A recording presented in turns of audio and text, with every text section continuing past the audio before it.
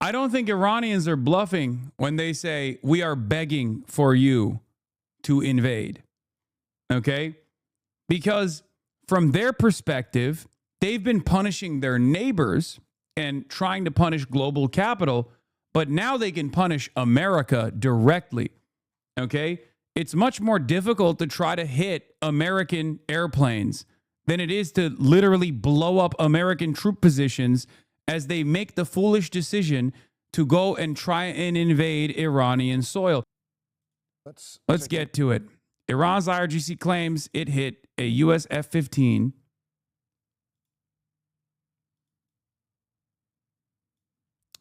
as new air defense system emerges. Line down to Tehran, Al Jazeera's Ali Hashim there. Reports, Ali, that the IRGC is claiming to have hit an American F-18 fighter. What more do we know? Well, they've just published a video of an F-18 in the skies and being shot on with anti-aircraft fire. Now, it's just fresh, so I'm just getting the news now. We don't have much details on this, but this is not out of context. We saw the Iranians announcing a few days ago that they've hit one F-35, and that was actually the first time the F-35 is being hit in combat ever. Then we heard they announced that they've been also shooting on F-16, another F-15, and now F-18. So it's not just an isolated incident. It seems that they have something that they are using. And actually, the IRGC announced that they are using a new system that was developed after the 12-day war. The 12-day war was the one that took place last year in June 2025. So they said that after the 12-day war, they developed or acquired a system that is capable of hitting American planes. We saw the F-35. Actually, there was reports from both sides. The Iranians said that they targeted it, and the American side said that it was targeted, and the pilot survived. However, he had to go through treatment. Then we saw the pictures coming today of the F-18, reports, as I said, of F-16 and F-15. So it seems that the Iranians are trying a new weapon. We don't know what's this weapon. We don't know what this system is. Is it a weapon or a system? It all depends on what they are using currently. But the fact here is that a narrative that was set over the past 3 weeks, that the skies of Iran are completely open, seems to be right now compromised, and that the Iranians are being capable, at least in some incidents or in some events, of targeting American or Israeli airplanes. Ali Hashim reporting live from Tehran. Let's take a look at the angles.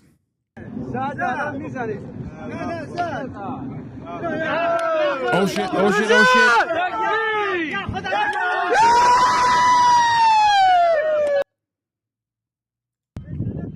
Let's look at another angle.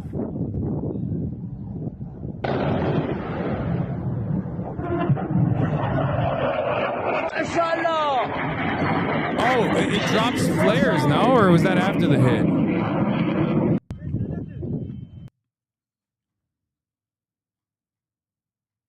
Or was that... Oh, that was the hit. Okay. Politics often reflects the tension between prioritizing people and prioritizing power. Okay. Chinese tech hits different. We don't know if it's Chinese. Don't take it away. Don't take it away from the Iranians. Okay. CENTCOM is denying it. CENTCOM's like, don't believe your lying eyes, dude. Here's another one. Okay, okay, okay. God damn. Another angle, another angle. Okay, let's see what CENTCOM had to say, because we don't trust CENTCOM. We trust CENTCOM. False. CENTCOM denied the U.S. fighter was struck over Iran. True. An FA-18 fighter was hit over Chabahar, with the hit caught on camera from multiple angles. Well, there you go. There you have it. CENTCOM on top. Official account of the United States Fentanyl Command catching CENTCOM-Ls as they smoke fent. FYI, only one fixed-wing plane was shot down by enemy fire in the Iraq War. 24 fixed-wing planes lost total. So things are not going well. Yeah, I mean, I tried to explain over and over again that this is a totally different demon. Okay? This is a totally different demon. Iran has been waiting for this moment. And Iran has demonstrated, as we've seen so far, tremendous restraint up until this moment. Apparently, it went down, by the way. IRGC says that the F-18 was hit over Chabahar and it fell into the Indian Ocean. It was probably an F-18 from the Abraham Lincoln carrier, which recently came under fire from IRGC cruise missiles. Channel 12 Western source, Moshtaba is alive and involved in decision-making in Iran. Al-Manar, a column of tanks, was moving from Taibeh towards the Kantara Road when it was hit by guided missiles. In response, enemy forces began firing more than 30 phosphorus shells and conducting heavy bombardments targeting the surrounding area. Ghalibaf, based on some data, Iran's enemies, with the support of one of the regional countries, are preparing to occupy one of the Iranian islands. All enemy movements are under the full surveillance of our armed forces. If they step out of line, all the vital infrastructure of that regional country will, without restriction, become the targets of relentless attacks. Hezbollah announces the 66th operation of the day, breaking their previous record 63 from 3 days ago. Hezbollah, in defense of Lebanon and its people, we targeted 2 more Merkava tanks with guided missiles in Taibeh, resulting in their destruction, bringing the number of destroyed tanks to 8. And the confrontations are still ongoing until the issuance of this statement. Al-Manar, the resistance lured the Israeli forces into the Mohaisibat area, where a well-prepared ambush with the guided missiles had been set up for them. Picture of occupation army troops taking cover during battles in Nakura, published later. Also, Iran is laying traps at Karg Island. This is new reports from CNN. I will say, I still don't think it's going to be Karg Island because they've been signaling that it's going to be Karg Island, and I feel like Trump loves doing like a pump fake. Okay? Iran has been laying traps and moving additional military personnel and air defense to Karg Island in recent weeks in preparation for a possible U.S. operation to take control over the island, according to multiple people familiar with U.S. intelligence reporting on the issue. Gulf allies are warning of significant U.S. casualties if U.S. moves forward with an operation there and advising against it.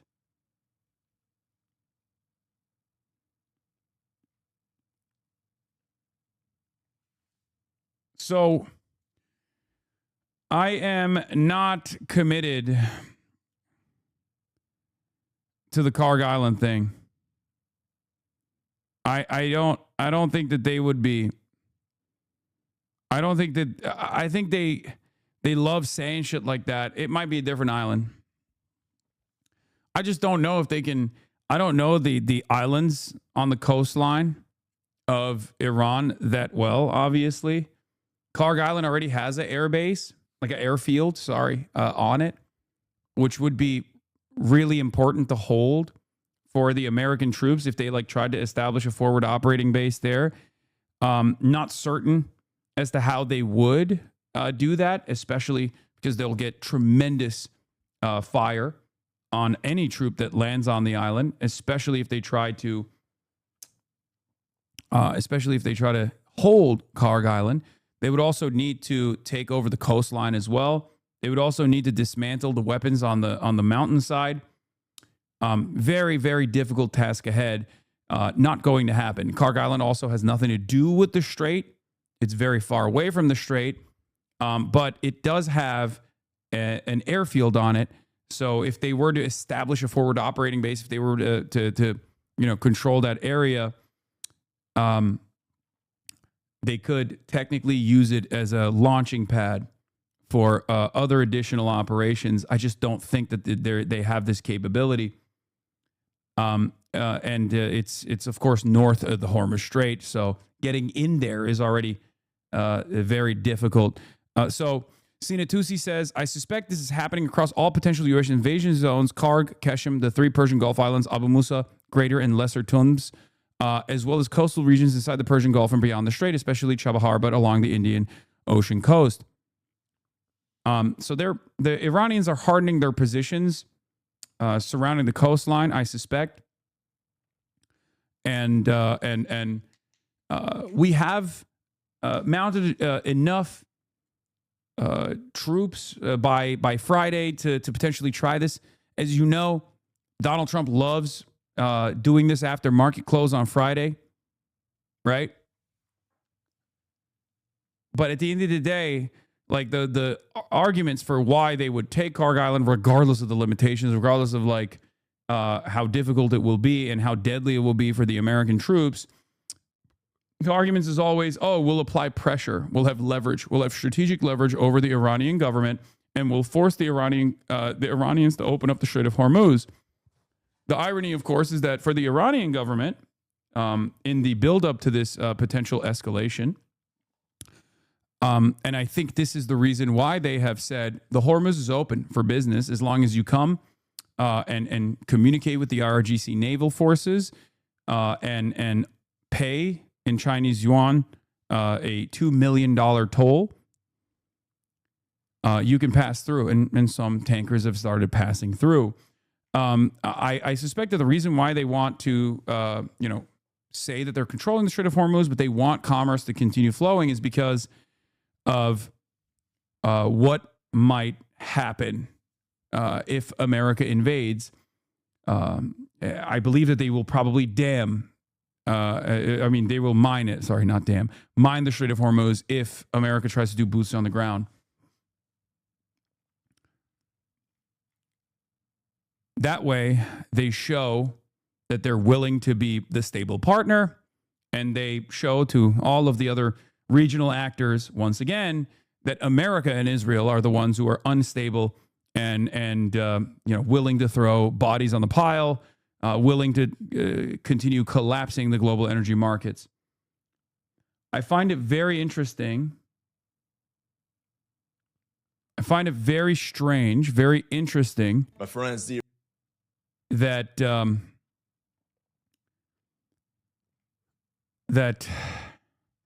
don't even fucking know anymore. Like, I don't know what the fuck we're doing, but I mean, it's probably going to happen on Friday, so we'll see. We'll obviously keep an eye out for events that will hold the events that will take place after market close on Friday. Do you think the troop movements are a bluff? Kind of my hope. No, troop positioning is not a bluff. It's a tremendous logistical hurdle. It's expensive. It's costly. You don't bring your naval assets around Iran if you're not going to use them, as we saw in the beginning of the now 26 days of the 26th day of Operation Epic Fortnite Fail. They are not just going to move troops and not use them.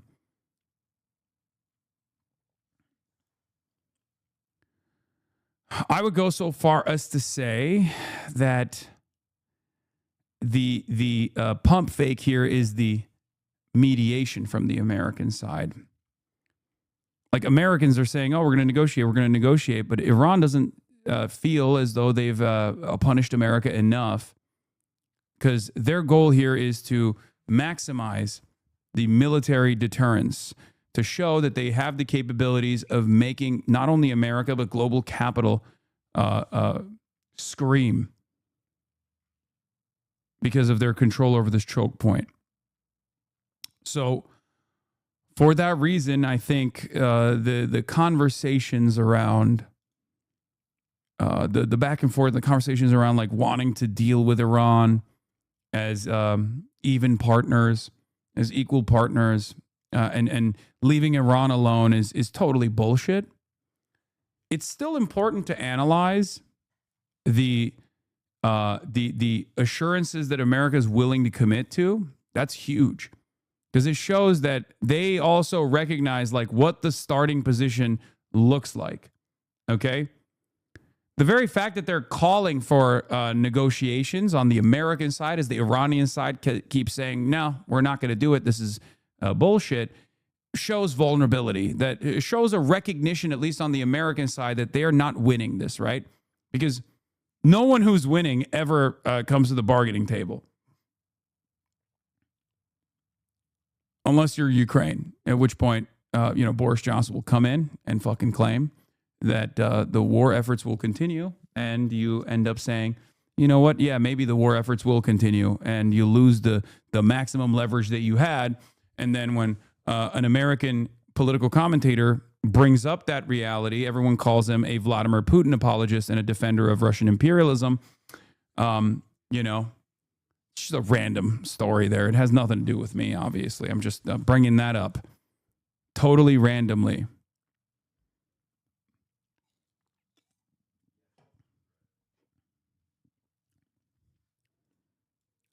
My brother-in-law is in the 82nd unit that is deploying right now. They're definitely sending troops, not just specialist forces, actual ground troops. I'm pretty worried for him, but he isn't able to tell anybody when they're deploying or where they're deploying, though they just know they're for sure going. I told you, you can tell your brother-in-law to apply for conscientious objector status, okay?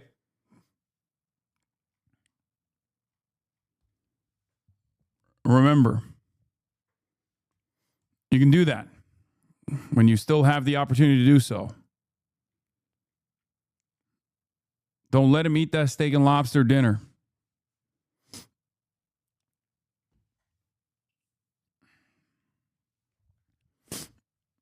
This admin doesn't give a fuck. Yeah, we know. We know they don't care. I mean, this is something that I say all the time. America has no issue sending its sons and daughters that die.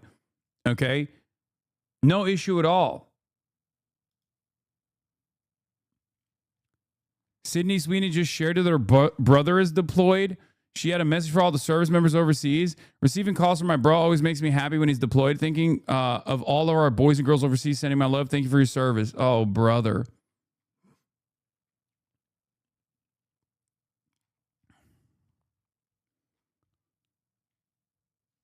I mean, you're about to... This is what I mean, though. Because, like, when it's all of a sudden one minus Sweeney out there, I don't think Sydney's going to be happy about that, right? If that happens, that is that is going to be yet another instance of, like, a high-profile American citizen freaking the fuck out, understandably. Why did this happen? Should this have happened? Like, right now, you might be shutted out and assuming that, things are going to go well, but all signs point to things not going well, okay?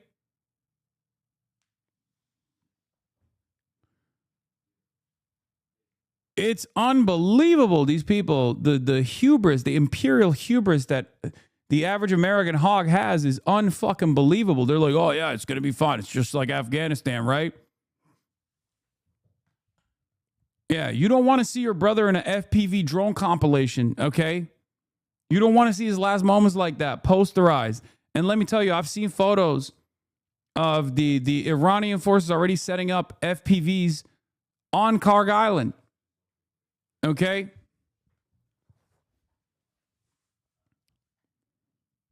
These guys learned no lessons from the Ukraine-Russian conflict. They just have not at all. Partially because it happened over there. No American troops were killed in the process, so they don't give a shit. That'll do a lot to the war effort, okay? The propaganda apparatus. You'll see the American government stamping out Reddit accounts that are posting these FPV compilations. They'll be like, this is terrorism. You're aiding and abetting the Iranian government. No more free speech for you, sir.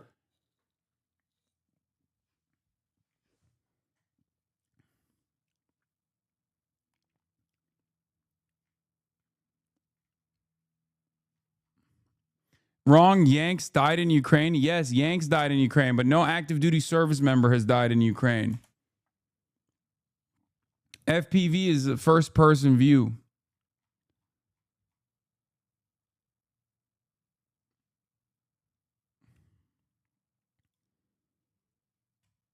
It's a method of controlling drones. Yeah, this is what I was talking about. Yeah, I saw this.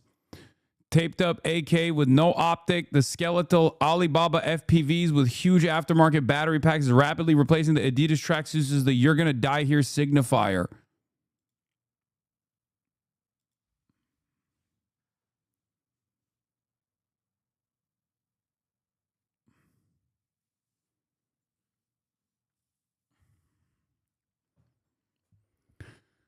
war has changed. Like, the way to wage war has changed dramatically. Okay, it's you can literally.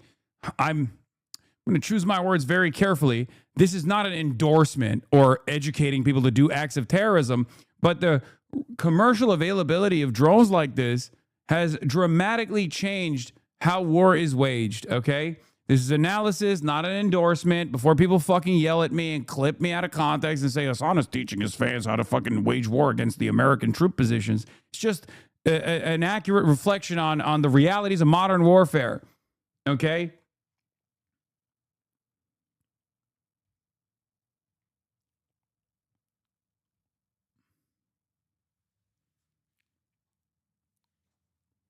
Senior Iranian official Mohsen Rezai, when they haven't gotten any results from their Air Force, which is their strong point, what do they expect from ground action? Do American soldiers want to die for Israel? We are waiting.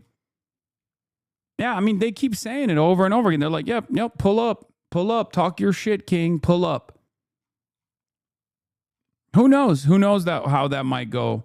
But like, land invasions are so difficult. Amphibious invasions are damn near impossible. Okay. And on top of that, you're landing in a fucking kill zone against a heavily armed country that is designed its defenses specifically against this exact thing happening and has effectively destroyed whatever supply chain you could have created. A lot of people don't understand. They think it's like a video game maybe, and they don't get it. Like, they don't understand that this is not a video game. You don't just like click on troops and then they just like teleport into existence. Okay. You have to establish logistical supply chains. As a matter of fact, even the aerial bombardment campaign, which is America's strong suit, has been severely diminished as a consequence of all of the regional bases being blown to fucking bits, or at least being within striking distance. That's the reason why they have to utilize a chain of strato tankers where flight missions are taking place far away from Iranian missile strike territory. Do you understand?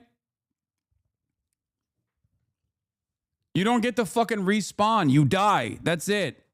And you don't get to do an amphibious invasion without having a logistical supply chain that is constantly feeding the forward operating base and the front of the line for the troops up there.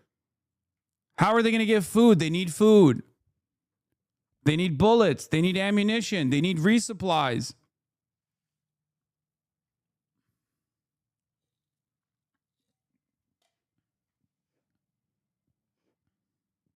And the guys that they're fighting against are very experienced.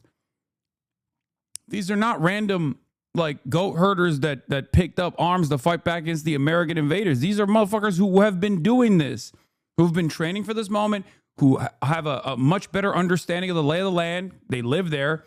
And on top of that, they've already engaged in combat. They've done counterinsurgency in the region for years.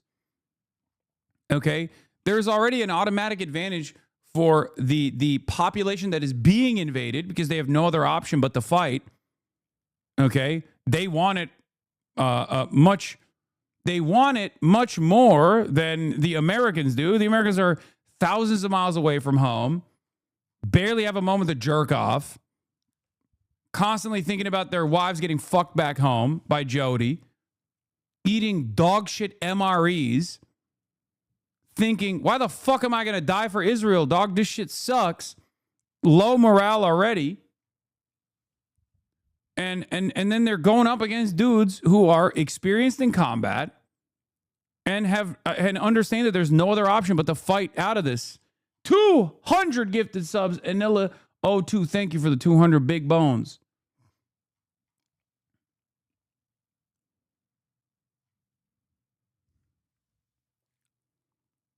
Are you worried that a lot of soldiers getting killed could fuel support for a wider war? No, that's not how that works. It's the exact opposite. Casualty numbers increasing have a negative impact on the war propaganda.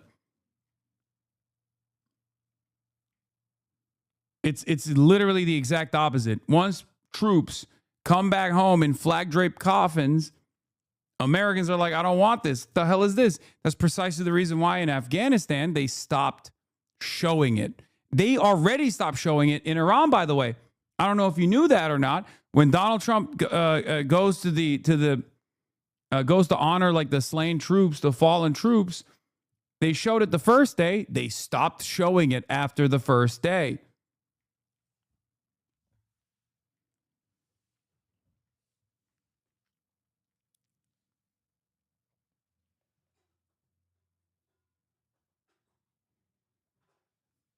I don't think Iranians are bluffing when they say we are begging for you to invade.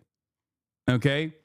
Because from their perspective, they've been punishing their neighbors and trying to punish global capital, but now they can punish America directly. Okay? It's much more difficult to try to hit American airplanes than it is to literally blow up American troop positions as they make the foolish decision to go and try and invade Iranian soil. You're just flat out wrong.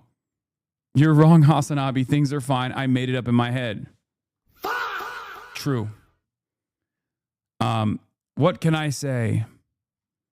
What can I say to the greatest counter argument of all time, which is nuh-uh?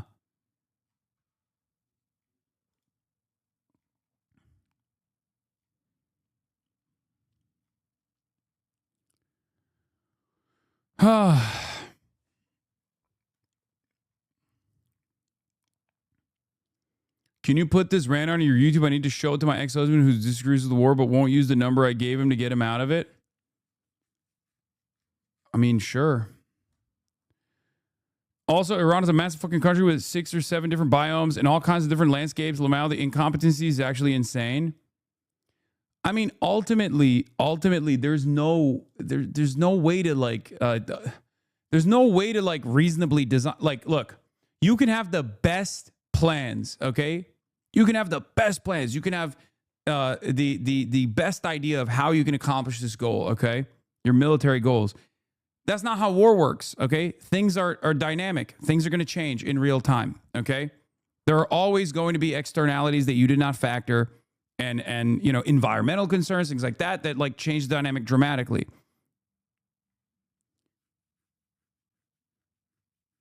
It happens. But in this circumstance, there is no best laid plan opportunity anyway. Yeah, no plan survives contact with the enemy, right? That's why there's like a million different plans that are established. And you know, they try to pick the most likely outcome.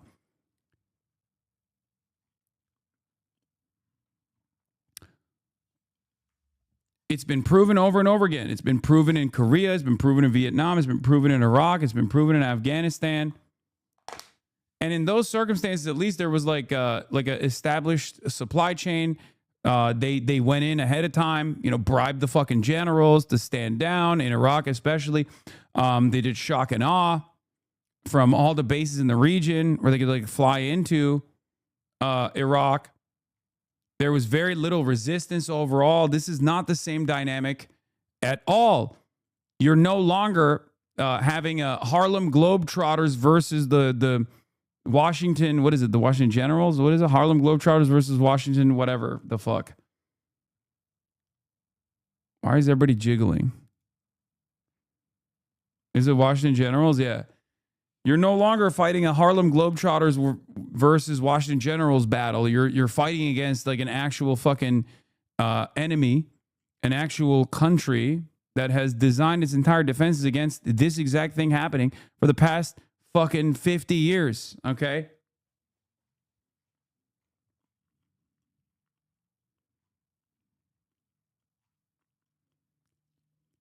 And even with Iraq,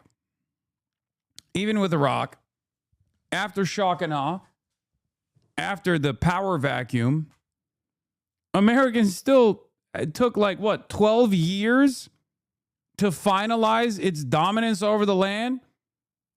It's unbelievable.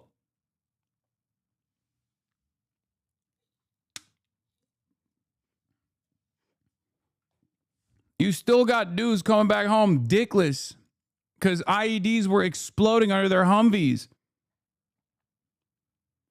And we're out here talking about how this is going to be all right. It's a profound indictment of American society that there is no anti-war movements in this moment. If not now, when? I think the anti-war movements of the past, Vietnam, Iraq, were robust because they were minority movements at first. People wanted to demonstrate they weren't alone and they weren't crazy as society mobilized for an unjust war. That's not necessary right now. No one supports this war. I don't think so. I don't think that's the case. I mean, with Vietnam, it was the draft. It universalized the experience. So there were a lot of people who actually had something to lose, their lives, right? With Iraq, however, there were anti-war protests. There are still currently anti-war protests. They're just so marginal that they're not getting a lot of coverage right now. But it is different than Iraq, which would be a perfect analog in this circumstance, right? So I think Americans are just on autopilot. They have given up. I think it's not a damning indictment of the American population necessarily, but I think it's because Americans are just like, all of our protests amount to nothing. Like, the American government has successfully eroded the confidence that people have in themselves, right? They have protest fatigue. They have outrage fatigue. They've already done this in Minneapolis, which actually led to tremendous success. Let's be real, right? But that's on the domestic agenda. For them, it's like, ugh, what else is new? I just got to go to work.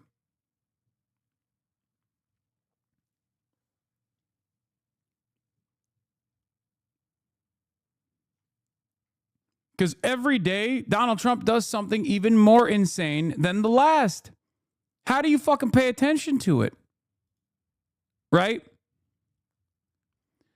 Payments as much as $2 million per voyage are being sought on an ad hoc basis. By the way, this is what they're doing with the Iranian control over the Strait of Hormuz. Effectively creating an informal toll on the waterway, according to people familiar with the matter who requested anonymity to discuss sensitive dealings. I know exactly how this works, by the way. Through intermediaries, tankers that are flagged tankers with a destination that's like a nation that is better relations with Iran, or tankers that are flagged as like non-hostile nations, can communicate with the RGC Navy through intermediaries. The RGC Navy will then tow them to a port in one of the nearby islands, and they get paid in Chinese currency to the tune of $2 million. It's $1 per barrel, or 1% of the cargo value in general, and then they're allowed safe passage through the Strait of Hormuz. Okay?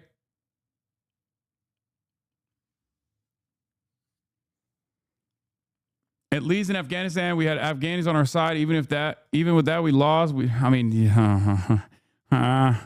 Did we though? Yeah, that's not. I wouldn't say that we had the Afghan population on our side at all. Let's be real. I mean, some of them got bribed. That's what we do usually. We just bribe people, and we don't even give a fuck who it is. In Afghanistan, there was a lot of that. People getting trained and then using American arms against American troops right after they were given said American arms. That happened quite a bit. There were entire papers written by very famous general. There was a very famous general that you might recognize the name of, who actually did a good deal of analysis on the failures in Afghanistan, as a matter of fact. His name was Mike Flynn. Does that name ring a bell for any of you guys? It was Mike Flynn, right? Am I crazy? Pretty sure it was, right? Wasn't he the one who was, or am I wrong?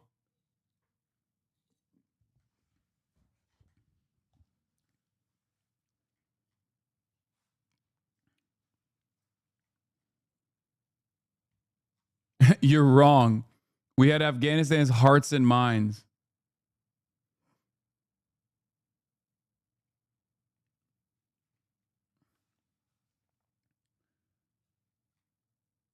Thank God you say Graham Plattner. Graham Plattner is not a fucking general. He's a grunt. In any case, So this is the process that they have. And I think the reason why they're doing this is obviously to create an additional source of revenue, but to also show the rest of the world that if you play ball with us, if you treat us with dignity, if you treat us with honesty, we'll allow you to pass through. We'll allow you safe passage. And it's a way to also undermine. It's also a way to undermine the petrodollar. It's a way to undermine American military dominance, American force projection capabilities, right? So, like, this is a multifaceted approach. Let's take a look at what the Foreign Minister Abbas Sayed Arakshi has said so far. Iran's Foreign Minister Abbas Arakshi says there are no negotiations taking place, directly contradicting what the American information is that's being disseminated in mainstream news here in the Western world. Iran's Foreign Minister Abbas Arakchi, in an interview with the state TV, said the following: there are no negotiations. The fact that they are now talking about negotiations is an admission of defeat. Didn't they say unconditional surrender? So why are they now mobilizing their highest officials to negotiate? Can't argue with that. For countries we have identified as friends, we have allowed them to pass through the Strait of Hormuz. These include China, Russia, India, Iraq, and Pakistan. There is no reason to allow our enemy to pass through the Strait of Hormuz. The enemy must learn a lesson, never to dare attack again. And the damages of the Iranian people must be compensated. They've been very steadfast on this point from the beginning, that they demand reparations. International guarantees are not 100% guarantees. The intrinsic guarantee we have created ourselves means no one dares to go to war with the Iranian people anymore. So far, no negotiations have taken place, and a ceasefire without guarantees is a vicious cycle that repeats the war. Many foreign ministers in the region have contacted Tehran, and Iran's stance has been principled and firm. This war clarified many facts. One is that U.S. bases not only failed to ensure the security of the host countries, but themselves became a source of insecurity for those countries. If these countries suffer blows, it is because of the presence of these bases. Currently, our policy is continuation of resistance. This is, once again, an incredible blow to American force projection capabilities. The very fact that they are directly countering America's information war here is pretty significant.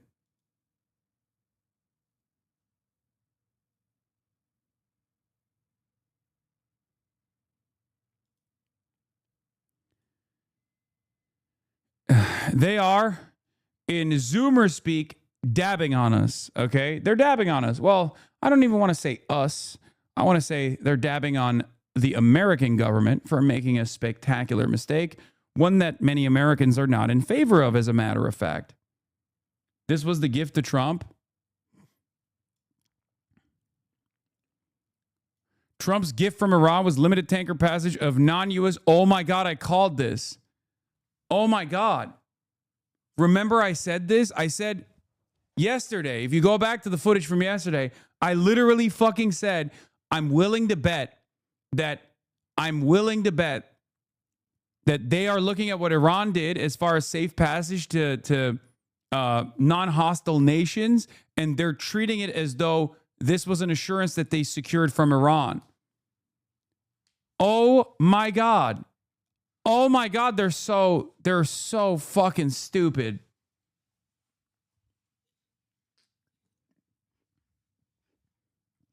This is why you subscribe to the Piker Broadcasting Service. For tomorrow's news today. Piker Broadcasting Service is sponsored by you, the people, for you, the people. Quite literally yesterday's news today. Subscribe to the Piker Broadcasting Service to hear the voice of the unheard and also to hear the latest and greatest analysis. Piker Broadcasting Service is sponsored by you, the people, for you, the people.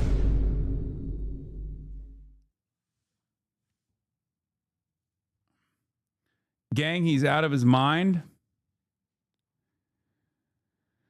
Okay, I don't care about that.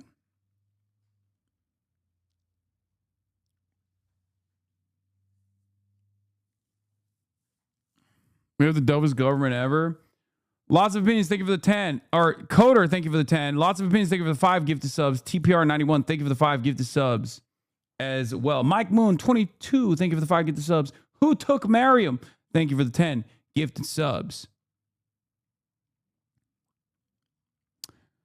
Iran did something yesterday that was amazing. They gave us a present worth a tremendous amount of money. It arrived today, President Trump said at the Oval Office on Tuesday. According to a U.S. official and a senior Arab diplomat cited by the Times of Israel, he was referring to Tehran allowing a limited number of non-U.S., non-Israeli fuel tankers to pass through the Strait of Hormuz. What is this? How can you read this as anything but an act of desperation from a country that previously was thought to be the most competent superpower on the planet that can dominate any country as long as they choose to dominate them? A country that is refusing to recognize the realities on the ground, a country that is actually coping. That's what is going on right now. We're not only failing to dominate Iran militarily, we are trying to take the L's that Iran is delivering to us, to the American government, as W's. This was not a gift that was given to the United States of America. Okay? If anything, this actually further exposes that America is a paper tiger. This means Iran is setting the terms. And the very fact that Donald Trump would try to stupidly, in the dumbest ways possible, claim this is a massive victory for himself is unbelievable. Yesterday, when I said this, I was like, that would be the stupidest version of events. And it turns out with Donald Trump, the stupidest version of events is oftentimes the real version of events. It's unbelievable. The move came after Washington, via intermediary countries, reportedly asked Iran for a goodwill gesture to test it was speaking to actors in a position of power as it claims it seeks a diplomatic off-ramp to the unprovoked war it launched in late February. Analysts cited by TOI said the gift had only a modest impact on global oil markets, if that, and does not amount to a major concession.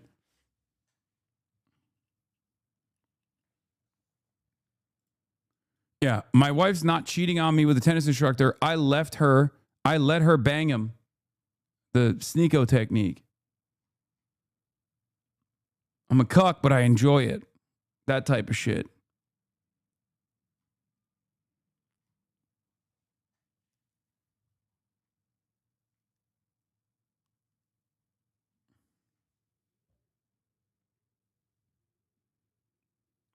This reeks of desperation, folks. Very, very difficult to see this as anything but desperation. Incredible.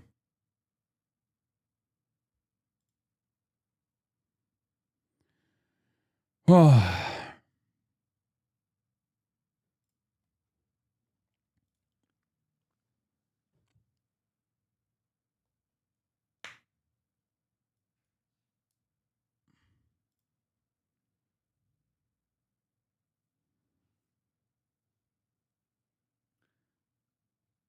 Haven't they allowed friendly ships for weeks now? Yes. And they also signaled that they were going to open up the Strait of Hormuz to non-hostile entities as long as they pay for safe passage, pay a toll for safe passage weeks prior to the revelation. So it's this is not, in my opinion, this has nothing to do with Donald Trump securing any sort of like concessions from the Iranian side at all. When do we revert to Shia? Well, one day you'll wake up and you'll say, Ya Ali, and you'll start thumping your chest, and you will know in your heart that you have already become Shia. Okay? It'll happen one day. Spontaneously, you won't even realize that you have become Shia.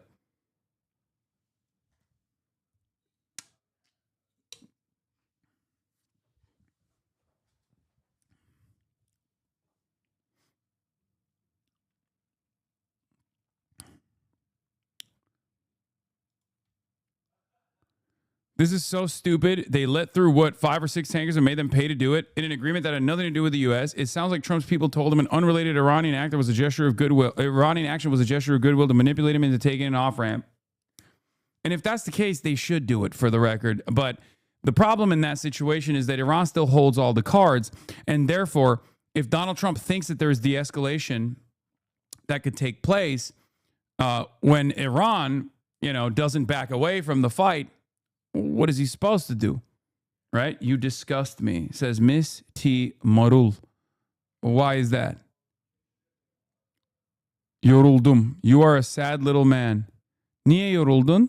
Sen kimdin oğlum?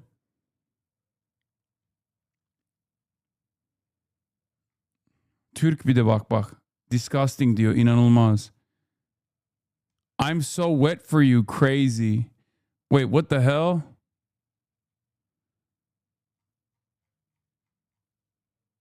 No, like hem kendini kurtarmayı öğren hem de iyi bir şeymiş. Ben de faydalanayım. Is a Turkish horn dog. I curse this fandom. You disgust me. Don't curse us, Miss Timarul.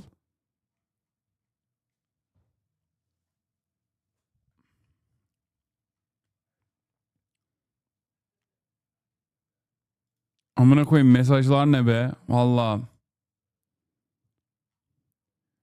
Türk delisi başka vuruyor yani öyle söyleyeyim. Marul bu azgınlık nereden geliyor?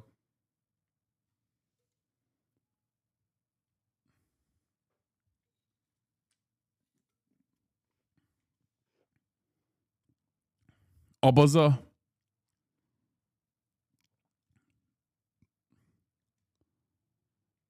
Abazalık. It's funny because like this is the origin story for like 99% of my fucking haters is like they first start off as like fans, they get real horny, and then they get real angry. And then they hate me for life, you know, Ethan Klein, Sex Pestiny, Rape Tone. It's a terrifying predicament. Not every single person turns into a hater, but the ones that do, the ones that go from horny to angry, oh my Lord, they are so resilient in their hate.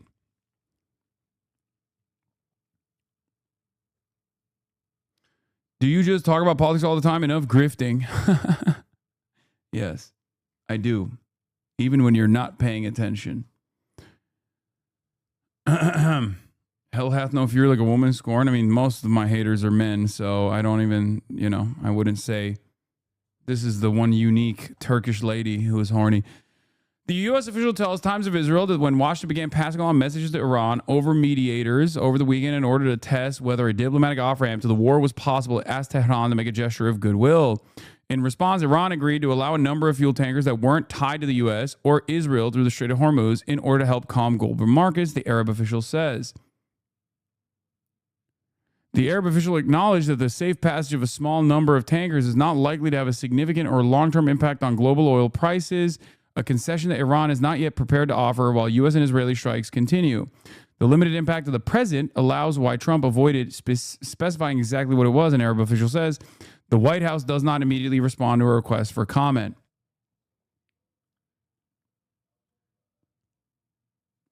Do you get all your news from Twitter? Or do you do actual research? This is a Times of Israel journalist breaking a story. Do you understand that there's a difference between like looking at random accounts on Twitter talking shit and imagining realities that did not happen and AI videos and Nazi-ass statements versus like a guy who is breaking his own story from the Times of Israel reporting? Can you comprehend that there's a difference between these two things, or do you personally just look at, you know, or do you want to just like make a more favorable argument to your position that I'm a deeply unserious person? Like, what kind of research could I do? Would it be better if I just went directly to the Times of Israel website, tried to bypass the paywall, which I do with regular frequency as well? But like, do you feel like that would be better? I sure can. That's why it's so funny. Haha, 80 tabs on Twitter. Okay. This is the Supreme Leader's representative to the Supreme National Security Council's Twitter account. This is a direct official communique coming from the Iranian government.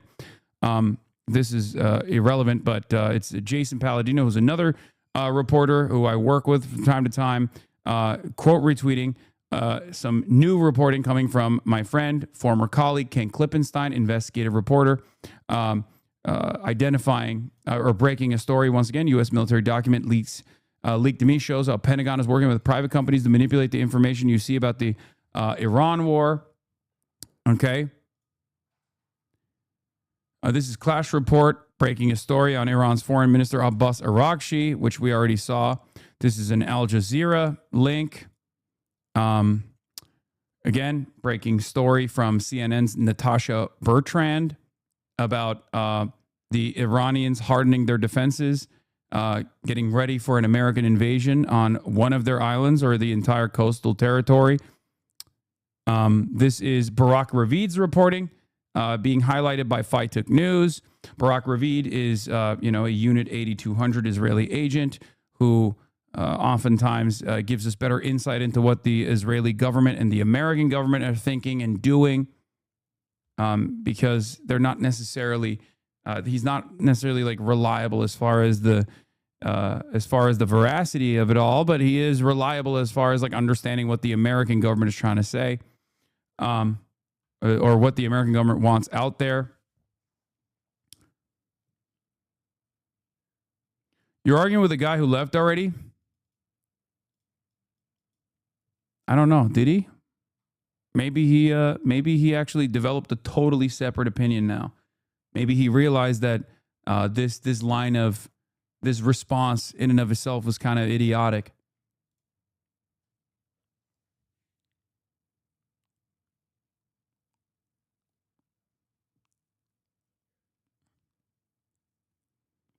Plus, he's not the only one, right? I mean, this is a very common thing that people say. My haters fucking say it all the time, and it's important to address it, because even if that person doesn't understand that, maybe there are some people who tuned in and were like, you know what? Actually, I kind of understand what he's doing here.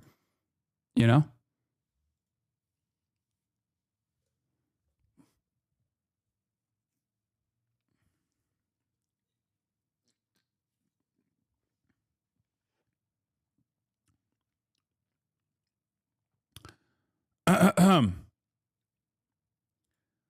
Mahdi Mohammed, an Iranian national security analyst, says, "We are counting the minutes until we meet the Americans of the Persian Gulf for the sake of our master's fallen body, for the mutilated bodies of the dear girls and boys of Minop School, and for the revenge that since that cursed night of the 1398, we have awakened every morning. Our thoughts come sooner, you bastards." I mean, the attitude from the Iranian side has been pretty close to that. Someone else in the class had the same question. Yeah, that's why I do it.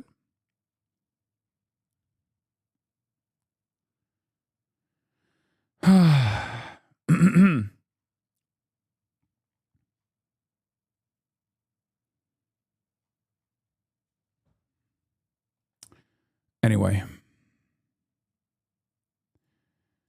Saeed Jalili, the Supreme Leader's representative to the Supreme National Security Council Secretariat, says the people of Iran know full well that one cannot trust an enemy. The experiences of recent years are clear testimony to this reality. For America, negotiations has been, above all else, a tool for deception.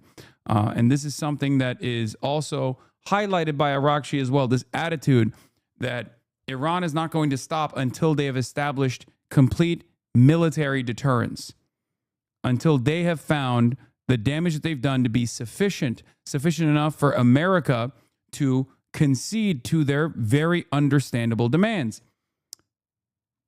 The demands that they've identified, the demands that they've communicated over and over again. And every, let's just say every plane that gets shot down, like every time there's more damage incurred by the American force or the Israeli forces, is an instance where they're moving towards that military deterrence. Right?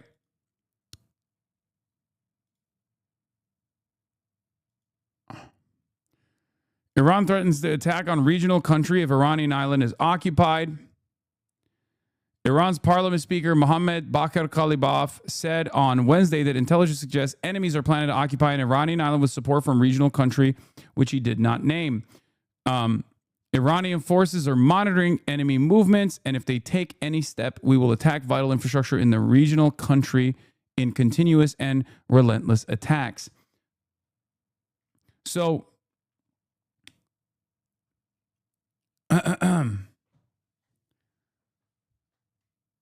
this, once again,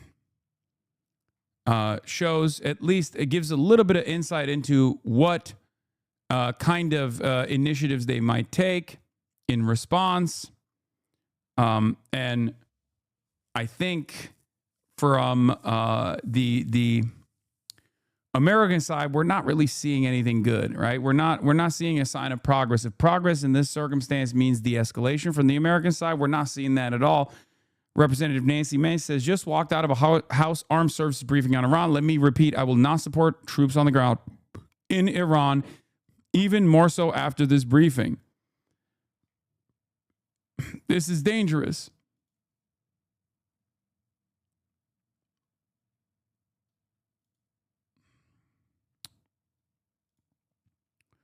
It's very dangerous.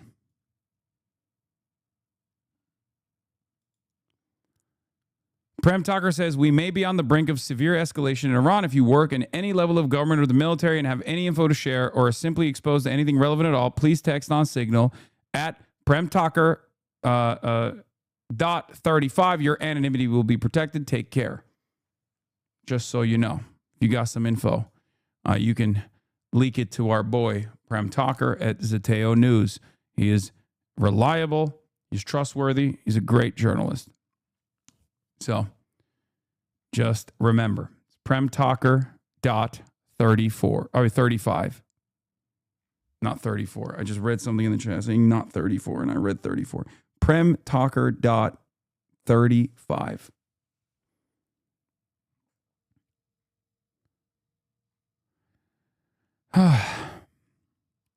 You going to No Kings on Saturday? Yes. This morning, the Pentagon is preparing to deploy up to 1,500 paratroopers to the Middle East as the president weighs diplomacy. Sources tell ABC News the Trump administration sent a 15-point plan to Iran to end the war. And this morning, Pakistan says they have delivered the proposal. President Trump alluding to the plan just days ago, claiming Iran had already signed on. Can you give us a Many, like 15 points. 15 points. Iran has said yes. Well, they're not going to have a nuclear weapon. That's number one. That's number 1, 2, and 3. They will never have a nuclear weapon. They said yes to that? They've agreed to that. Iran still insists negotiations are not taking place and claims Trump's statements saying otherwise are parts of efforts to reduce energy prices and buy time for the implementation of his military plans. Still, the president is... Yeah, no, that's great. It's great that the leader of the most powerful nation on the planet is out here saying, we gave options for de-escalation to Iran, and we're having talks. And Iran is like, no, we're not having talks. Fuck you. That's awesome. Adamant negotiations are underway, though he won't say who the U.S. is speaking to. He cryptically told reporters he knows Iran is going to make a deal because they gave the U.S. what he called a very big present, without saying what it is. I'm not going to tell you what that present is, but it was a very significant prize, and they gave it to us. We're also learning more this morning about the toll that this war has taken. Already 13 U.S. service members have been killed during this conflict, and a U.S. official tells us more than 290 have been wounded, Robin. And we think of all of those families that are impacted by that. And Rachel, the breaking U.S. housing market, home sellers now outnumber buyers by 630,000, the largest gap ever recorded. Holy shit. Oh my God. Holy Toledo. Spectacular.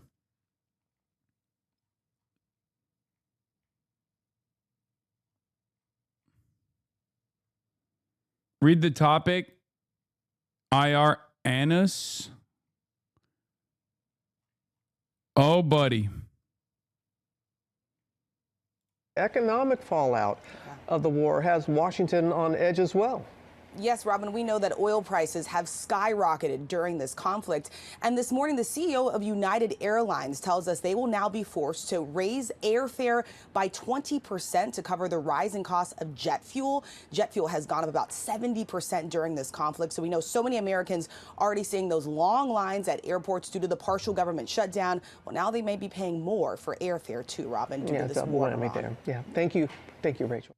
Media has now posted an interview with an Iranian official detailing 5 conditions under which the regime there says it would agree to end the war. And I want to walk through the 5 conditions here and then discuss why this is probably a non-starter here. I mean, a little bit of a housing market bubble pop isn't necessarily... I mean, it'll have a ginormous impact on the American economy, considering that many American homeowners see their houses as their nest egg. So it's going to hurt a lot. But I think sometimes things need to get worse until they get better, if you know what I mean. I just don't have any faith that this will be a necessary market correction at all. And I think the American government will do whatever the fuck it can to ensure that, renters eat dirt. I don't have any faith in this goddamn government. I'm sorry, guys. It's just... for the U.S. side, but the Iranian official telling Iranian state media that they would agree to end the war if there is a complete halt to aggression and assassinations by the enemy, the establishment of concrete mechanisms to ensure that war is not reimposed on the Islamic Republic, guaranteed and clearly defined payment of war damages and reparations, the conclusion of the war across all fronts and for all resistance groups involved throughout the region, and then finally, Iran's exercise of sovereignty over the Strait of Hormuz is and will remain Iran's natural and legal right and constitutes a guarantee for the implementation of the other party's commitments and must be recognized. So Iran here, at least according to this official speaking to Iranian state TV, is saying 2 conditions here that I think are, will be obviously non-starters for the Trump administration. The first is...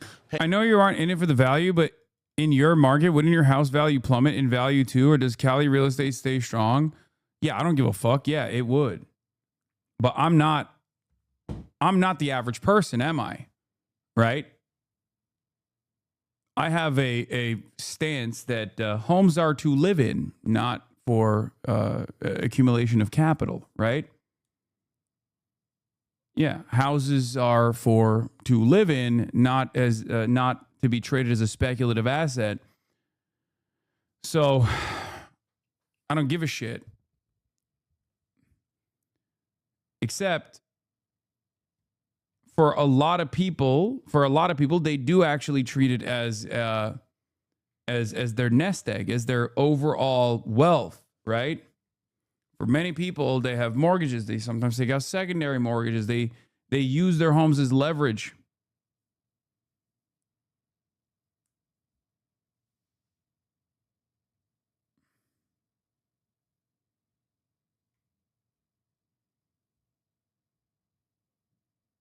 The price of your house only really matters if you're planning to sell or using it as financial leverage. If you're just living in it, who cares? Exactly.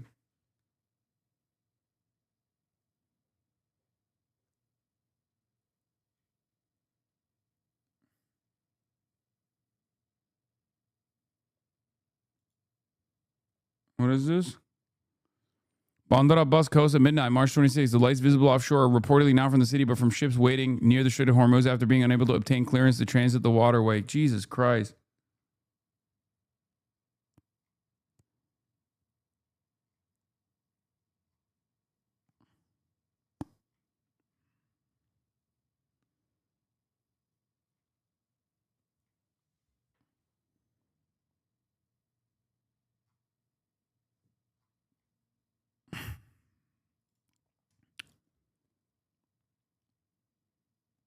The young millennials who dumped their entire savings into their first house the past few years are going to be the biggest losers, especially since they're probably more sensitive to layoffs. Yeah, definitely. Definitely.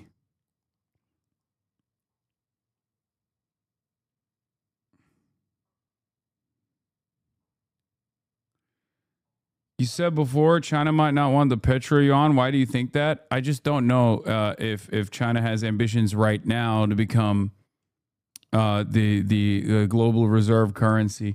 Sex Mecca, thank you for the 5 gifted subs. Payment of war damages and reparations. I mean, just can't see a world in which the Trump administration would agree to that. And then also sovereignty over the Strait of Hormuz indefinitely, right? They want to control that strait and then presumably be able to charge for safe passage through that strait. Those things seem like they would be very difficult for the Trump administration to agree to, but we'll ask the White House and see what their response is. If nothing else, this at least indicates that some terms are being exchanged between the two sides. We know that the U.S. side has sent over some terms of its own, and then we'll wait and see whether these negotiations take shape and actually happen in a physical way, or if this all kind of exists through media posts and through intermediaries and the like. قدرت راهبردی که از آن دم می‌زدید تبدیل به شکست راهبردی شده. The strategic power. This guy is so funny. The Qatam al-Anbiya Central Headquarters spokesperson, Lieutenant Colonel Ibrahim Zolfagari.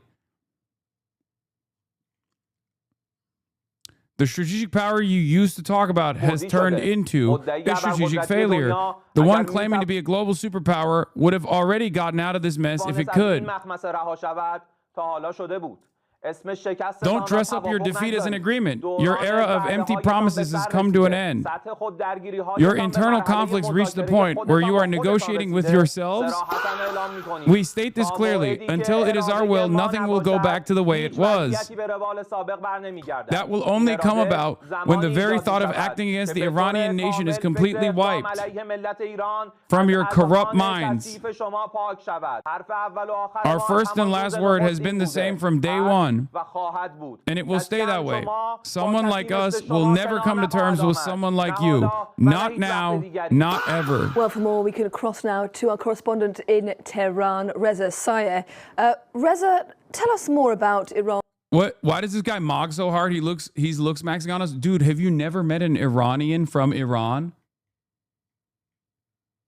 This is literally, I mean, maybe the reason why I'm not surprised by this is because like of my fascination for many, many years alongside all the Chapo boys as well, of like Iranian bodybuilders and the, and their saga and their day-to-day existence. But like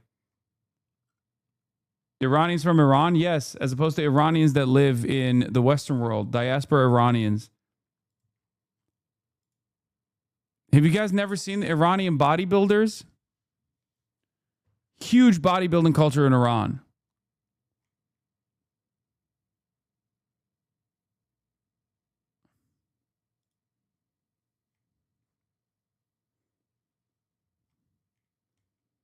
They're calling him the Tehran Tom, the new Baghdad Bob, for your information. Yeah, that doesn't actually work, though, because here's why it doesn't actually work. You can't call someone the Baghdad Bob equivalent if Baghdad is actually winning the fucking current iteration of the conflict. You can only do that if you're dominating. If anything, we are currently the Baghdad Bob. Donald Trump is the Tehran Tom in this equation, constantly saying, oh, we're winning. It's going to be so good. We're winning so well. Okay, maybe we're not winning, but we have it. Iranian Hulk built like jank.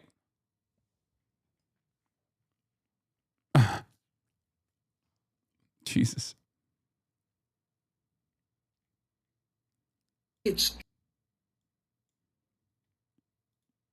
response to the US's 15-point ceasefire proposal. Yeah, they've rejected it, for now. But these are remarkable developments here in Tehran on this 26th day of this war. Developments that on the surface suggest.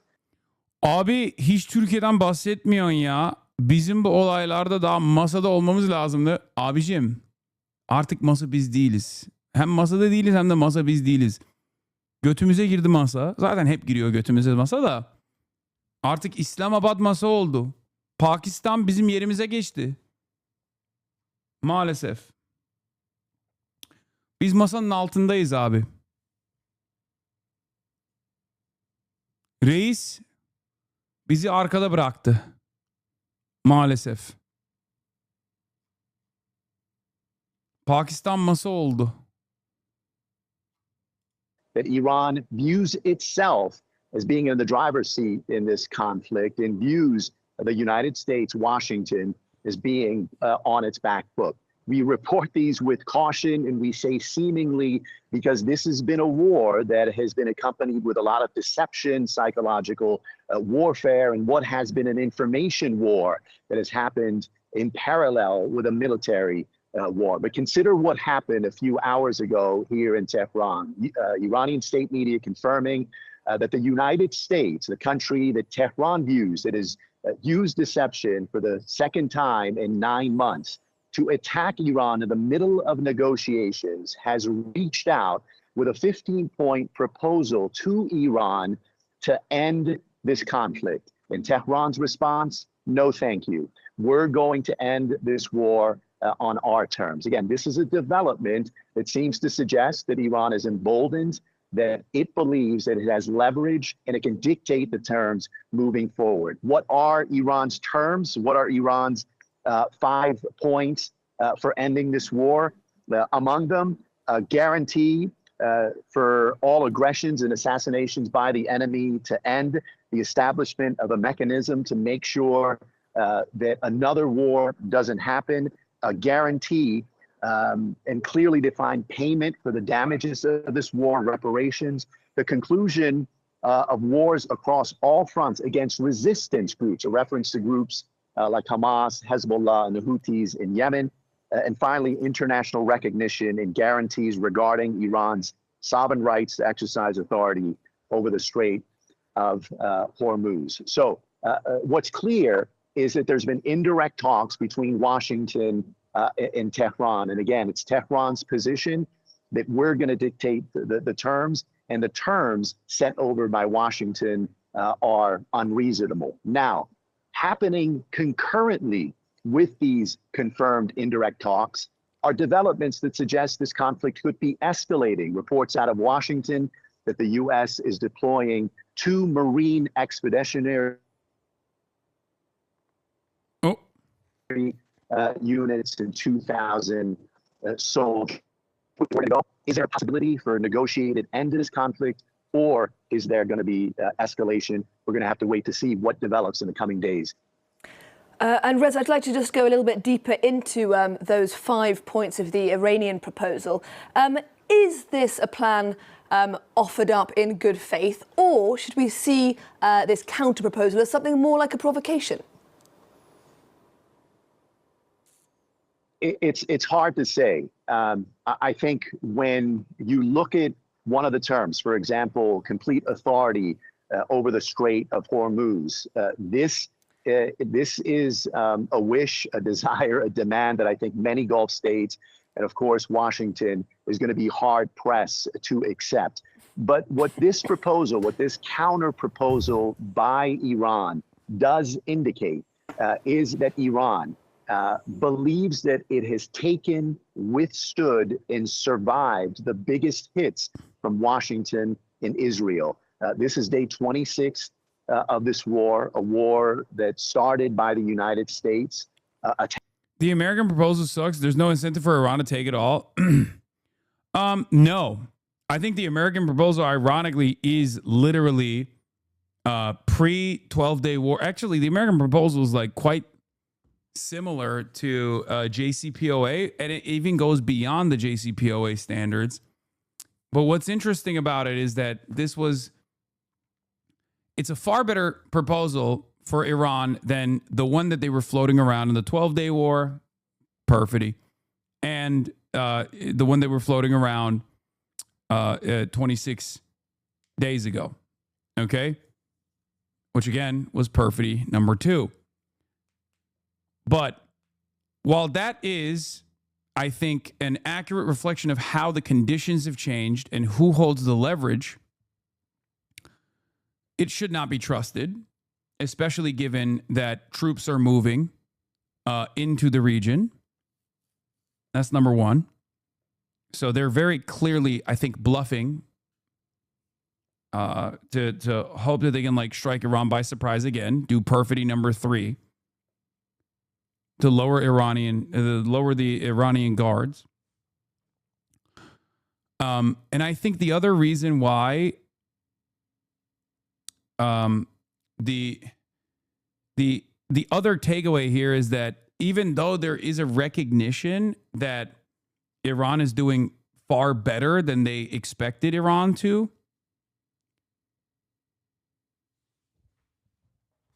it's not up to the United States of America to define the conditions. It's up to Iran. And that's something that's going to be a very hard pill to swallow for many American dick riders, many American chauvinists, right? In the American mind, we have dominated any country that we wanted to for as long as people can remember. We're not very good at taking the L. Actually, Trump is halfway decent at taking L's. I mean, he did it with the Ansar Allah, right? But that was a different story. That was like a side mission, right? Operation Prosperity Siege Guardian, or whatever the fuck it was called. Operation Protect Amazon Deliveries. The scale was far smaller.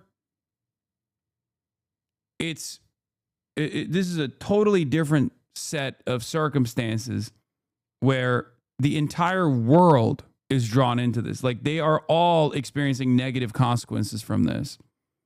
So they have to pay attention to what's going on.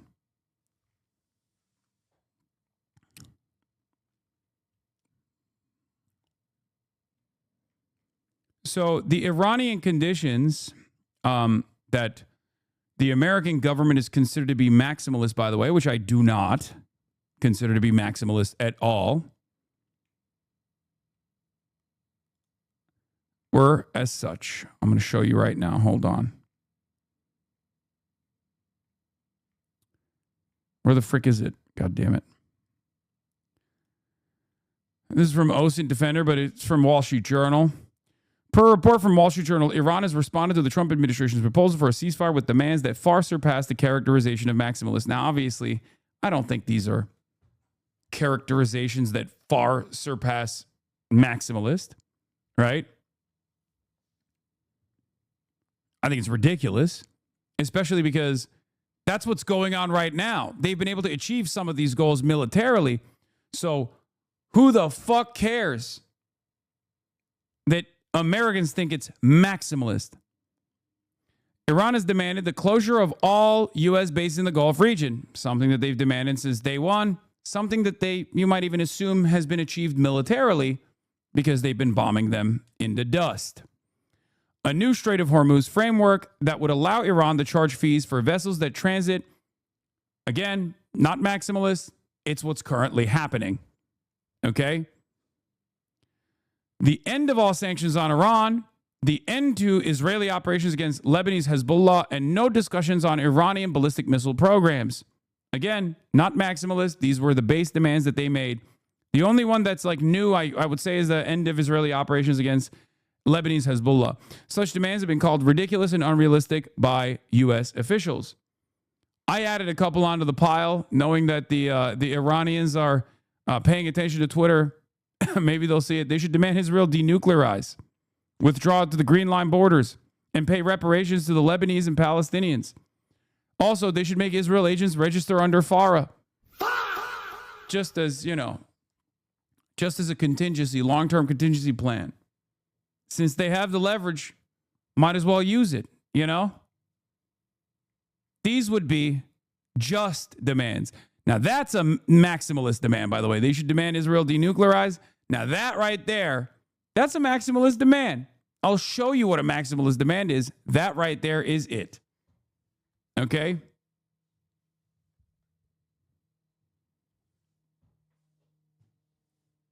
Don't know if your comments are sarcastic or not, but no way Israel would agree to that amount. I know, I'm joking, okay? It's a joke. Yes, this comes from the desk of Dr. Jihad.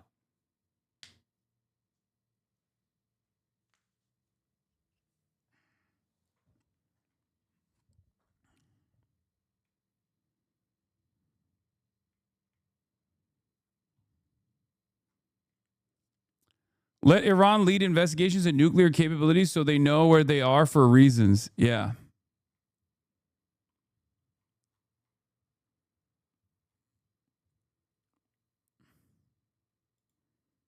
Yeah, demand Israel's full dissolution.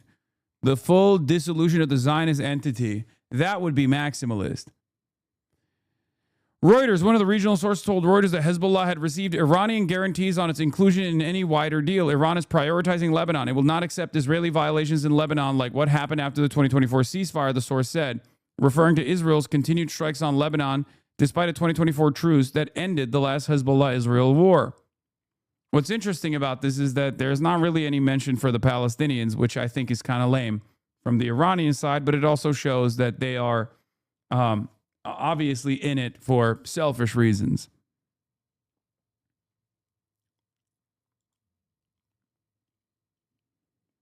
Because, like, even if they wanted to win favor with the rest of the world, they would bring up the Palestinian plight here. Like, their actions, although self-interested, are still going to end up most likely benefiting the Palestinians regardless. But let's be real.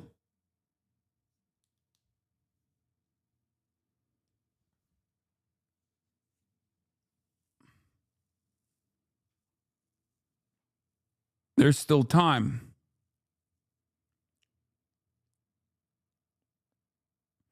Surprisingly, the one person who's shown even-handed insight on this is Malcolm Nance on his YouTube. For obvious reason, he glazes over our and Israel's offensive weapon shortcomings, but his analysis on what is happening in the Strait is close to yours, but he adds additional nuanced analysis and expanded military intelligence analysis because of his own personal military experience fighting in the Strait. Well, if he's glazing over American shortcomings and Israeli shortcomings, then he's not actually offering, reliable analysis, I feel like.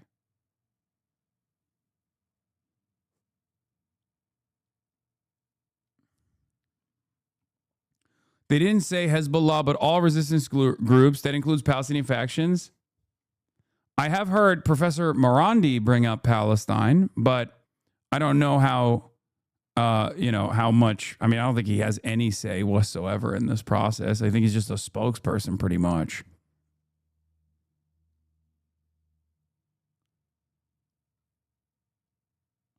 Mohsen Rezai, senior military advisor to the new supreme leader Mojtaba Khamenei.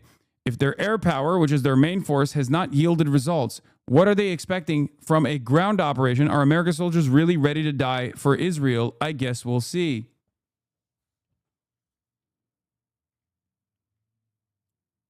Oh, the news anchor mentioned Hamas and the resistance? Okay, that makes sense. Attacking Iran in the middle of negotiations, taking out the supreme leader. Do I think I can get Morandi on stream? I think so. Got a number of senior political and he goes on everybody's stream leaders. Washington confidently saying that this war is going to be over soon. 26 days into the war, it is not over. And as the days turn into weeks and the weeks are about to turn into a month, you clearly get the sense here in Tehran that the leadership, the political leadership, the military leadership is being emboldened. They're gaining confidence that they have the upper hand, that they are exacting a cost against Israel and the United States, and they believe that they can dictate the terms. Is that the case? Can they dictate the terms? Are they overplaying their hands? What's Washington's response going to be to Iran's counteroffer? We'll wait and see. Reza Sayed reporting live there from Tehran. Thank you. Israel this Wednesday has continued to strike targets in Iran. That as Iran maintains its attacks on Israel, with air raid sirens sounding across the country this Wednesday. For more, we can cross now to Israel to speak with our correspondent in Jerusalem, Noga Tarnopolsky. Noga, I know that you've been in your bomb shelter at least 3 times in the past 24 hours. What's going on in Israel today, Noga? That's right. I've been in several different bomb shelters, actually, because even just, an experiment. Al Jazeera reporting on the new Iranian air defense system. We covered it earlier. When is the Abbas Araghchi stream? It's not happening. It's not happening. They're boomers. As unironically, they're boomers.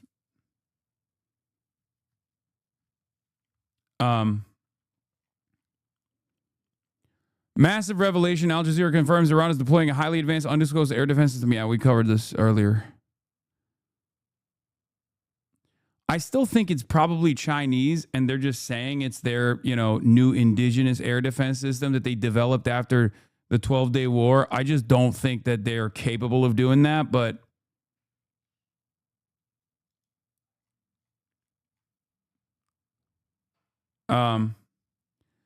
Iraq has some of the world's largest oil reserves, but the money it earns doesn't fully flow through Baghdad.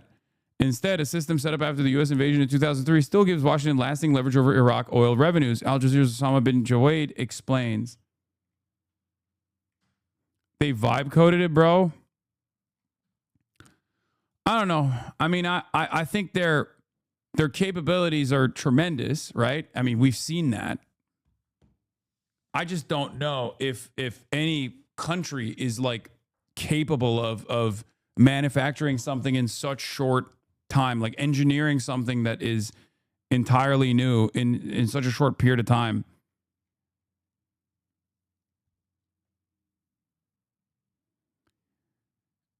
Could imagine China telling them not to put their name on it because it could harm their own reputations, relationships in the region as well. They could have just modified a Chinese equipment or Russian equipment potentially. That's another thing. Hassan, it's the same air defense the Houthis used in 2018 against Saudi air forces. Yeah, I mean, the Houthis did actually almost shoot down an F-35, so maybe it was in their capabilities, but they're making it seem like this is new. This was designed after the 12-day war. Do you see what I mean? Because if you remember, I was shocked when I heard that the F-35 had a close call. The F-35 had a close call last year with what they perceived as like Houthi loitering munitions.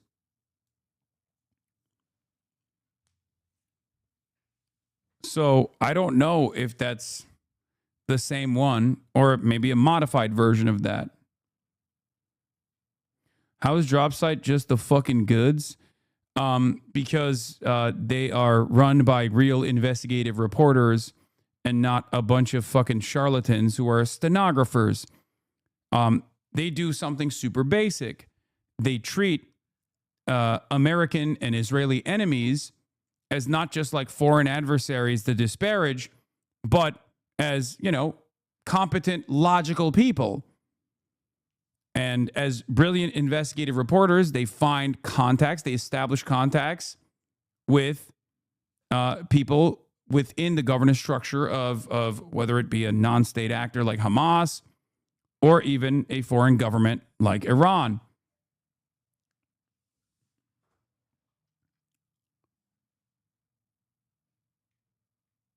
That's it.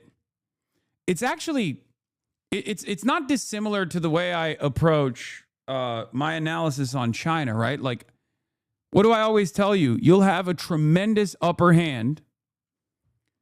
You will have a tremendous upper hand if you listen to what the Chinese government is saying and take it at face value. And there's no reason for you to assume that they're lying, right? Because every 5-year plan that they have revealed, they've actually accomplished, or at least they've hit like a lot of strategic targets. So there's no reason for, when China says like we're a communist country, we're a transitional socialist democracy, or not a democracy, but like a transitional socialist government, right? A dictatorship of the proletariat. Here are our 5-year plans. We do not care about profit beyond using it as an accelerant for industry, right? When they say stuff like that, a lot of people go, nah, that's not the case, right? That's not the case. They must be lying. If you simply listen to what they're saying and not automatically assume that they're lying to us, you will be far ahead of most Western analysts, if not damn near the entirety of Western analysts. And the same principle holds for investigative reporting on foreign affairs like this, right? If you're an investigative reporter and you're invested in finding out the truth, if you treat people within the Politburo of Hamas or the governance structure of Hamas as human beings and not just like fucking barbaric animals who are illogical and just simply operating off of seeing red or whatever, you can get tremendous scoops. And that's how Dropsite does it. That's how Western press used to do it, by the way. There are a lot of people that used to not just comply with the State Department narratives or write articles as though they are operating as stenographers for the American government. People used to do that. Many journalists used to do that. Newspapers used to take pride in the fact that they would write and publish things that were harmful to the national security interests, that went against what the official correspondence of the government was. Now, they didn't do it all the time, but in the unique moments where they did do that, Seymour Hersh is a great example of this. He's and Chris Hedges is another great example of this as well. Like when they used to do this kind of investigative reporting, investigative journalism, adversarial journalism, they would get a lot of prestige out of it, right? What changed? Global war on terror, I think. Global war on terror diminished all of that. Like they destroyed it. It became less and less frequent. And it wasn't because the American government was better at like closing up leaks or whatever. It was just that the types of journalists that news media, mainstream media hired were more favorable to reporters that were doing access journalism rather than adversarial journalism. The Jews bought all the news outlets. Come on, man. Yeah, during the global war on terror. Like, even if you have this idea that all of these like major newspapers are owned by Jews, no exchange of ownership took place. So that doesn't even make sense on the timeline that I'm presenting. It's not the case anyway, but it's pretty funny that you think that like this somehow changed after 2001. Yeah, Jews like Jeff Bezos. Yeah. Jewish Jeff Bezos purchased Washington Post to do Jewish news. Yeah, Jewish Elon Musk purchased Twitter, turned it to X.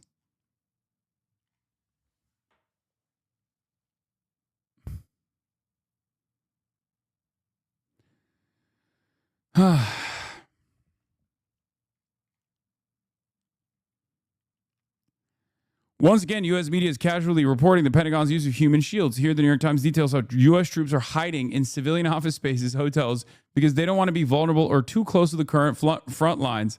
Yeah.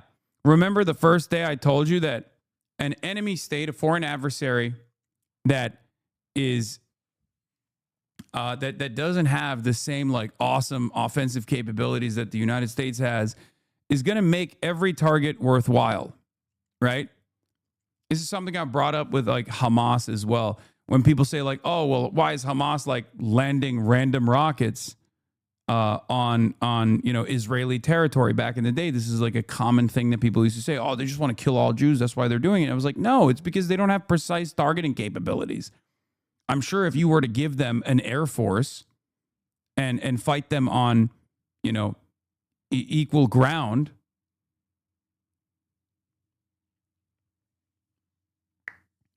they probably wouldn't spend any time lobbing rockets over the boundary at whatever they might hit. They would hit military positions, military installations. Because the military is the one, not because of like some sense of morality. I mean, that might be the case too, but because, the military is the tip of the spear. That's who's hurting them. Your goal in battle is to attrit the military defense and the military offensive capabilities. Why the fuck would you waste munitions on like random people? And that's part of the reason why I said that the likely reason as to why Iran not only prioritizing the American military bases, but like random hotels and shit, was for this reason. You understand?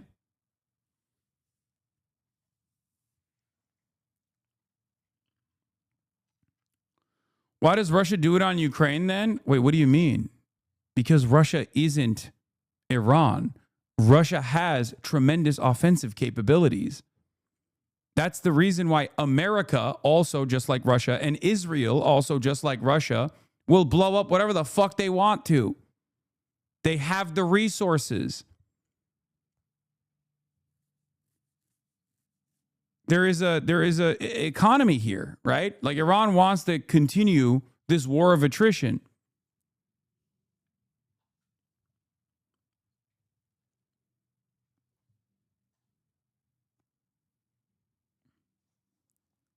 It is by need. Iran has bombed U.S. bases across the Middle East in retaliation for the U.S.-Israeli war, forcing many American troops to relocate to hotels and office bases throughout the region, according to military personnel and American officials. Look at that. Told you. General Kane said that layered defense throughout the region were allowing the United States to protect troops and interests, but that the Pentagon was trying to bolster defenses in the region. Part of the problem for the Pentagon is that 2 decades of war in Iraq and Afghanistan, war zones where the United States quickly established air superiority, left the military with facilities and headquarters close to the current front lines. Oh no. While Bagram Air Base in Afghanistan and the U.S. Embassy in Baghdad, for example, were often targeted in suicide bombings and other attacks, neither the Taliban nor Iraqi militias possess the kind of ballistic missile capability that Iran has. Every single story that features sober analysis on how the war efforts are going basically is an admission that, oh shit, Iran has hands. That's all they keep writing over and over again. They keep putting it in the newspaper that, oh shit, Iran's got fucking hands. Bruh. During the war, in Iraq in particular, the United States built up bases there and in Kuwait, Bahrain, Saudi Arabia, and Qatar. Now the war in Iran has made all those bases vulnerable to the point where service members can't really live or work there for extended periods, military officials said. The U.S. military in the region is experiencing imposter syndrome. The U.S. military in the region is experiencing or is excited at the prospect of doing work from home initiatives. Sorry.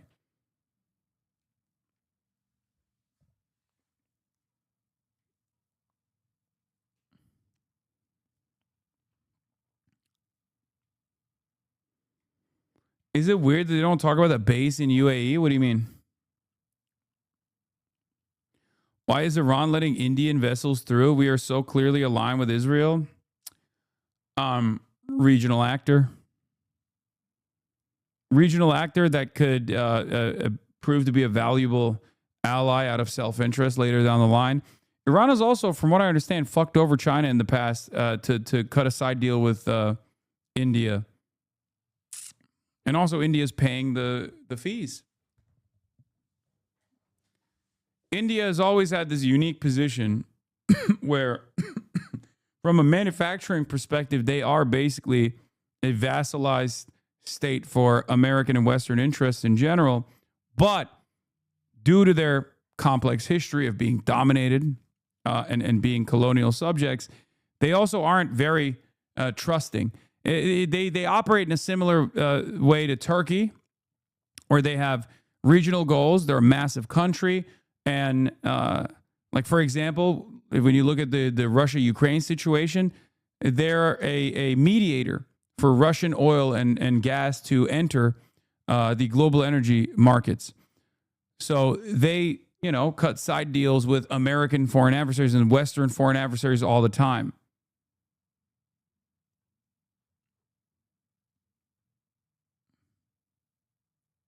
Mayor of Tehran wants to sanction the U.S. now. Alireza Zaghani, rather than bargaining to lift sanctions, we're focused on shaping a new sanction framework against the U.S. and its allies in the Strait of Hormuz. Lifting U.S. unilateral sanctions doesn't need a negotiation table. Our missiles have already delivered the results. Instead of negotiating to lift sanctions, we have focused on creating a new framework of sanctions against America and its allies in the Strait of Hormuz. That's funny. I guess they are technically applying sanctions to U.S. vessels right now. Not that there's that many of them crossing through the Strait of Hormuz, let's be real. But even then, the ones that do, I mean, there is still a good amount, just not ones that are coming to the United States of America. When the New York Times took 5 days to attribute the Minab school bombing to the U.S., its reason for taking so long was they couldn't attribute responsibility until they collected evidence. Yet, despite Iranian denials, they automatically know who fired the first missile or who fired the missiles at Diego Garcia. Weird. Yeah, Iran has denied this one. Iranian missile strike far off target, but U.S. remains out of range. New York Times is going off pure U.S. and Israel say-so. They've done no independent analysis. They have not sent investigative teams to the Indian Ocean to see the wreckage. Again, maximum skepticism for Iranian claims, maximum credulity for U.S. and Israel claims. Yeah, Payatollah.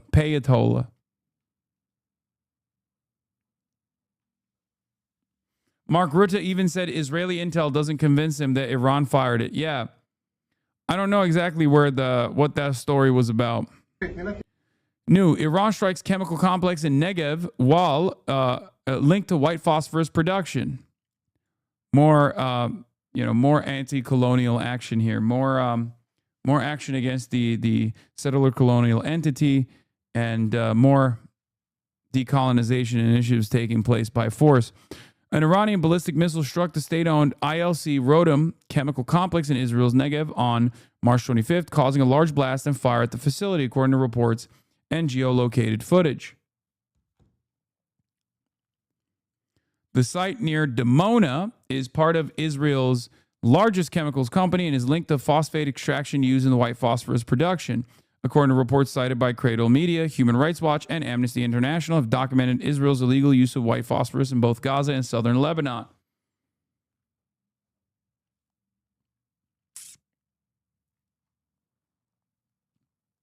Yep. Ironically, Iran is far more moral actor because they are a theocracy, murder of innocence, a sin. Okay, I don't believe that sort of shit. Come on, man. That's ridiculous. You guys are behaving in a ridiculous way. This is when you start glazing too hard, okay?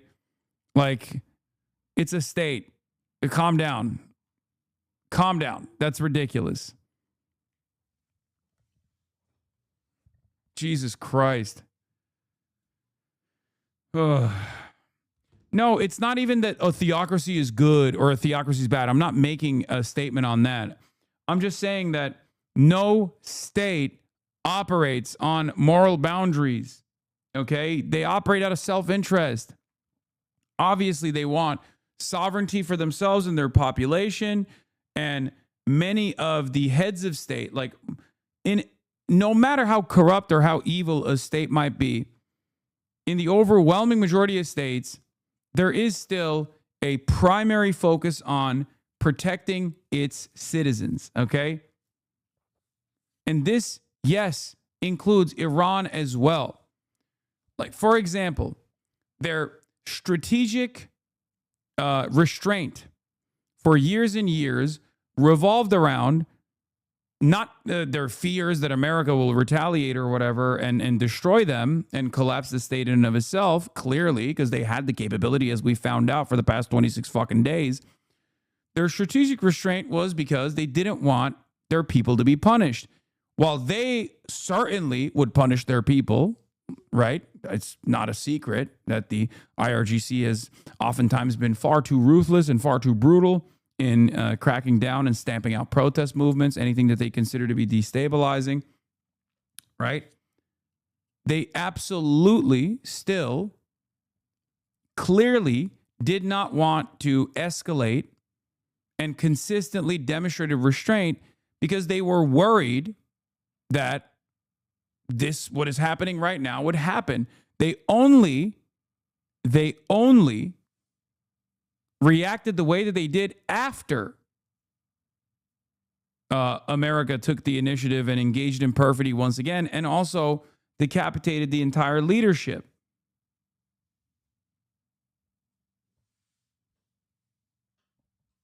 Allah awoken your people too much, they've become Shia. May Allah awaken the people and help them to see the evil doings of Israel and the United States.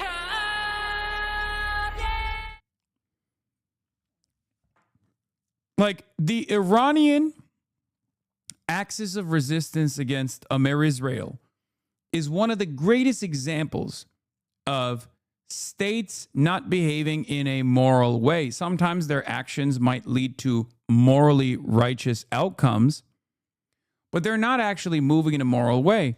And there's no better example of this than the Iranian red lines, the Axis's red lines that were designed to stop Israel from literally doing genocide in Gaza. And Iran and Hezbollah both, and Hezbollah at least had like some limited military deterrence that they engaged Israel with, whereas Iran didn't do that much, right? And Iran actually suffered as a consequence of their strategic restraint. But the reason why they did that, clearly, was because they just didn't want their people to be killed.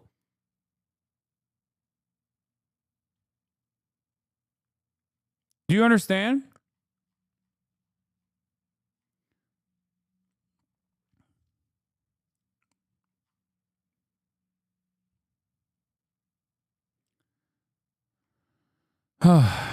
Hezbollah joined the fight after October 7th, yes, but in a very limited manner. In a very, very limited manner. Because even, again, Hezbollah, led by Hassan Nasrallah, was also demonstrating their own version of strategic restraint. Because if you have any understanding of like strike patterns, capabilities that Hezbollah had at its disposal, and what they used versus what they could have used, there's a reason why this current iteration of the conflict in Lebanon is different than post-October 7 military action by Hezbollah. Okay? If you look at the Israeli analysts, as I have, they have literally come to the conclusion that Hassan Nasrallah was a far more restrained actor than what remains of the Hezbollah leadership structure right now. They have openly said that the ways in which Hezbollah has been pummeling Israel in the last 20 or so days reminds them of like 2006.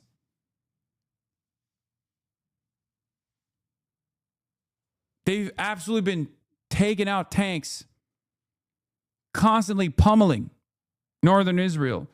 Don't glaze too hard. You should tell that to my mom, who in a span of 2 weeks went from İranlılar gerici olmasalardı, bizim gibi layık olsalardı bunlar hiç başaramazlara. I will die for you Sayed Moştapa. Vay be. Türklerin İran'a böyle gaz vermesi enteresan. Türkler genel olarak Arap sevmezler. İran'ı hiç sevmezler benim bildiğim kadarıyla. Hani İran'a saygı duyarlar ülke olarak ama çok sevmezler. Hele mesela Hizbullah'ı falan hiç sevmez Türkler. Belki değişmiş bu konsept artık.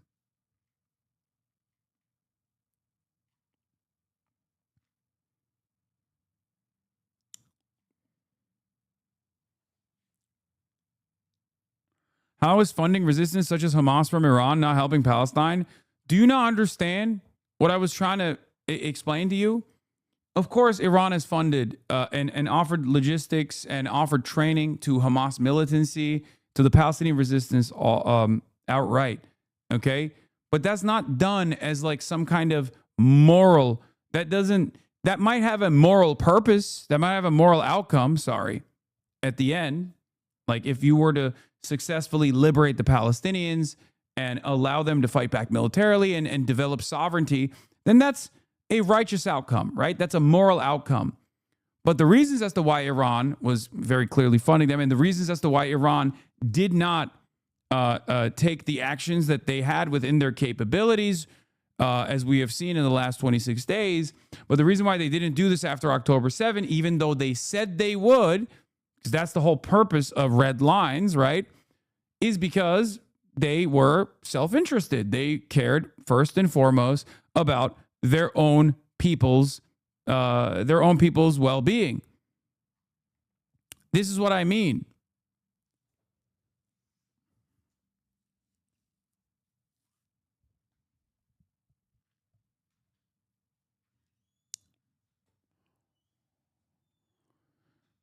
Youssef Al-Otaiba, UAE ambassador to the U.S. A simple ceasefire isn't enough. We need a conclusive outcome that addresses Iran's full range of threats, nuclear capabilities, missiles, drones.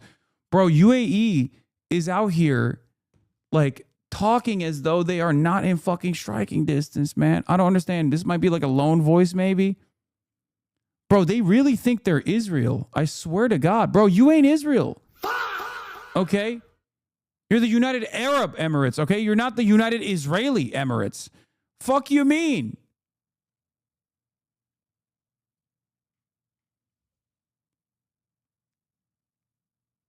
What is happening?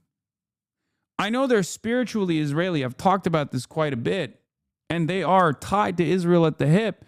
But what blows my mind, what blows my fucking mind about these last 26 days is that Israel does not give a fuck about the United Arab Emirates, bro. They do not care. And these guys are still behaving like dogs. Holy shit. It blows my fucking mind. Like, how have you not learned the lesson that this allegiance with Israel has only led to having Dubai be erased off the fucking map?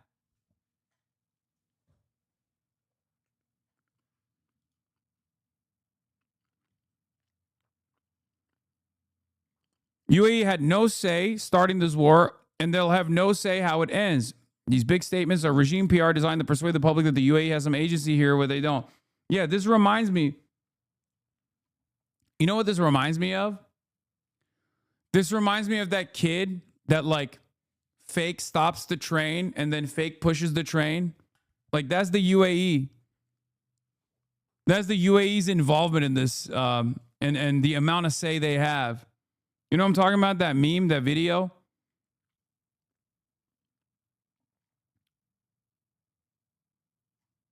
It's so funny. Anytime a non-Zionist person dies, Israel's happy. Brother, UAE is a Zionist country. No, you mean anytime a non-Jewish person dies in this equation, Israel is not necessarily happy, but they just don't give a fuck. And yes, that does make sense because Israel is a fascist country. It is a Jewish supremacist country. Yeah, this is the one I was looking at. Wait, no, not this one. There's another one, but I guess this one works too. That's the UAE, baby.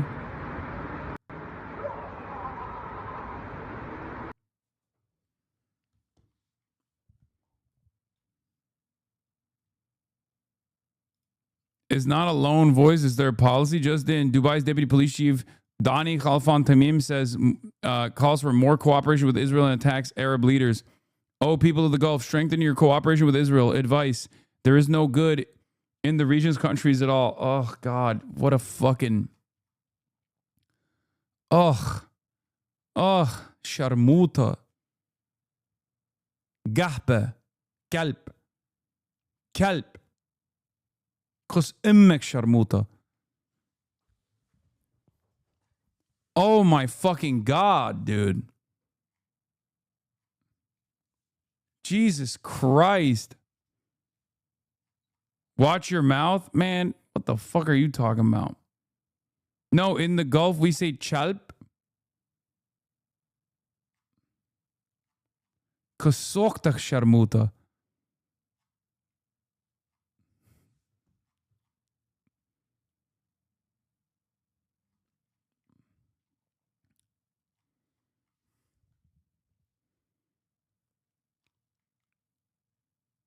Cuck chair was made for this guy? Bro.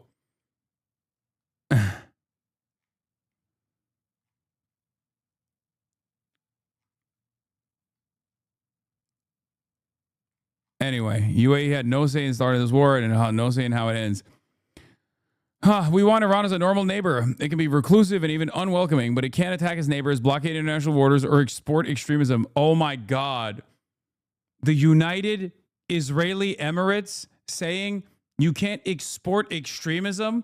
Bitch, you literally fund and supply arms to ISIS militants in the Gaza Strip in coordination with the Israeli Zionist entity. And not only that, but you're currently doing a fucking genocide separately in Sudan by funding the RSF. The fuck do you mean? Iran should not export extremism. That's all you do, motherfucker. God, the UAE, man. Oh, it's just, I'm not, let me just say, I feel bad for people who are stuck there, but if there is one country that is like morally the equivalent of Israel in the Gulf, it's like they are somehow fucking worse than Saudi Arabia. How is that even possible? How is that even fucking possible?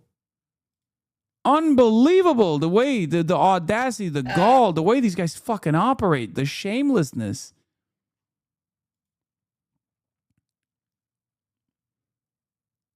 Yeah, the UAE.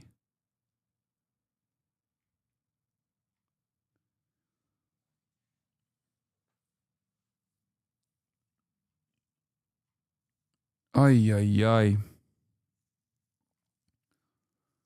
No wonder it was a Emirati that gave Jeffrey Epstein. Oh my God, I forgot about Jeffrey Epstein. Ironically enough, that's the other thing. Like, they are the most involved with Jeffrey Epstein, like the most involved. They're gonna make videos about you, bro. Yeah, they're gonna get those.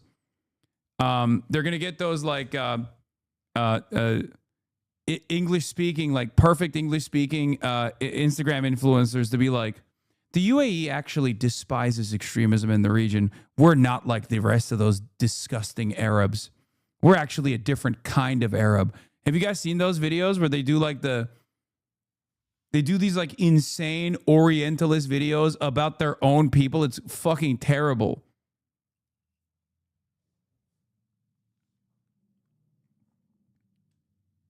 I mean, the phone flip video is beast mode. I do appreciate that one. I think you guys are wrong. Your Chinese fans turned you into an isekai anime title? A socially awkward, makeup-free news anchor suffers a social anxiety meltdown at the Vanity Fair's Oscars party, too afraid to speak to the stars who support Palestine, missing the chance to talk to goddess Dua Lipa, and surprised that Hudson actually knows her.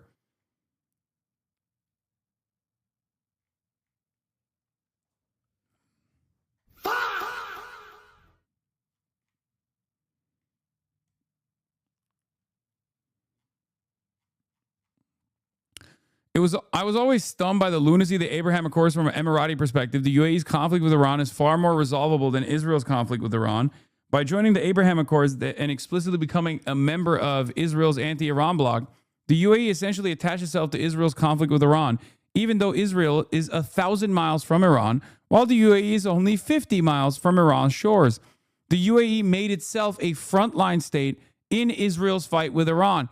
Abu Dhabi is now paying the price for this mistake. Geography is ensuring that key decisions are made elsewhere while it pays the highest price.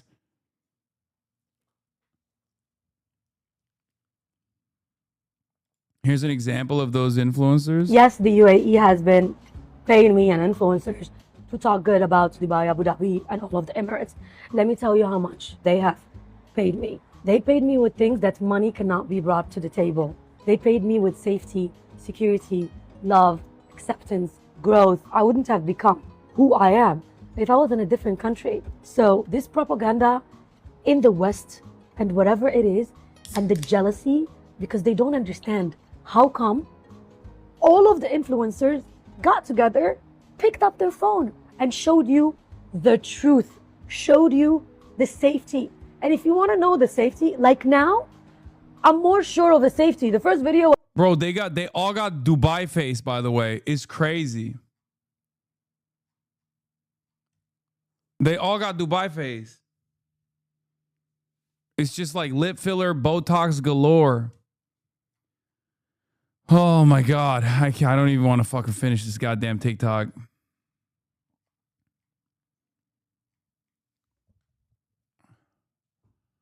Check the comments, please. I don't even care. Yeah. Mar-a-Lago face versus Dubai face. Would Iran only be morally righteous if they attacked Israel right after October 7th? Maybe it was a strategic depth on their end to wait until they had the stockpiles and Israel has been on their ass. No, dude. You think they just materialized the stockpiles in the last 2.5 years? What are you, crazy? They've had the motherfucking stockpiles. I'm telling you, I think Yahya Sinwar's Yahya Sinwar's design was to trigger this far before it actually ended up happening. No, Iran just didn't want the smoke. Like, understandably, they didn't want their citizens to be killed. They just thought that they could. They thought that the American and the Israeli side would not engage in lunacy. Okay, well, they were wrong. They're fucking lunatics. That's it. They're lunatics.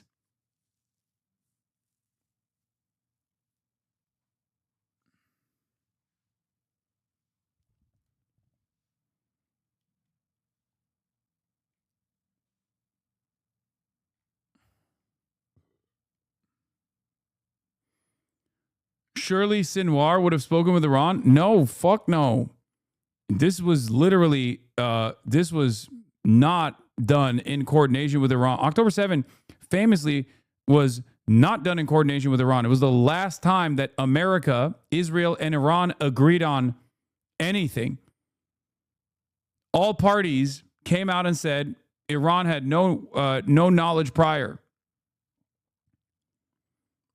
Iran, if left to its own devices, if Yahya Sinwar told Iran that he was going to do October 7th, Iran would have probably fucking stopped him from doing it. There is suspicion. I mean, this is maybe reading the tea leaves a little too much. This is like rumors, but there was suspicion on the Palestinian resistance front that the Quds forces might have been penetrated by Mossad as well.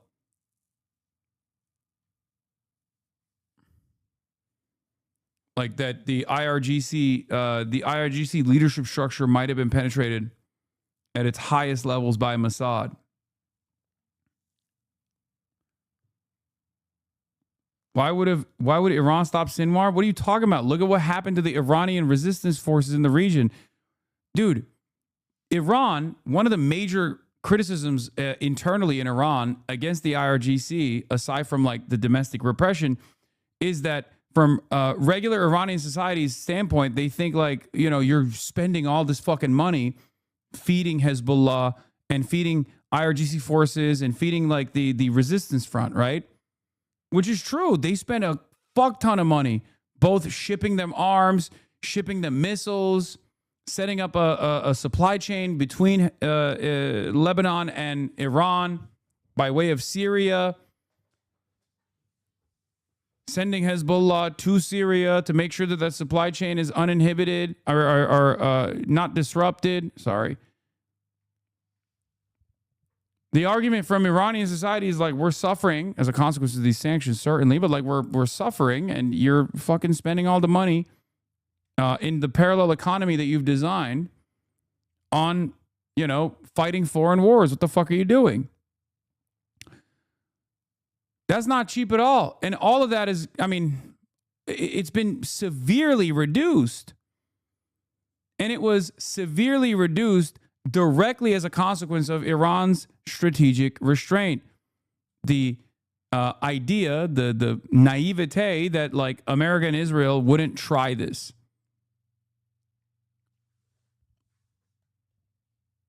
What sources say Iran didn't know? Every source except for Wall Street Journal.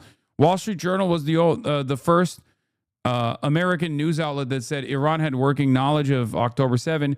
Israeli officials came out and said that's not the truth.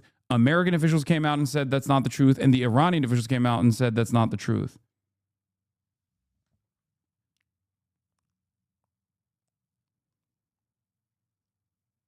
There was one party that definitely knew that October 7 was going to happen, though. And that's motherfucking Israel, okay? Anyone that says Israel did not have any prior knowledge of October 7 is the biggest moron of all time. Of course they knew. The question is whether or not they knew how bad it was going to be. And you know, how much of that was hubris, I guess. They knew and they didn't do shit about it because they were like, oh, this will be like a limited operation that we can like control. Some people will die. Maybe we'll like do genocide in Gaza.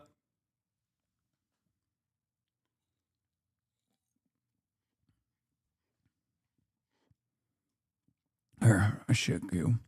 And Netanyahu's own spokesman confirmed that they had warning from Egypt. Yeah. I mean, we knew that already. Egypt also confirmed that.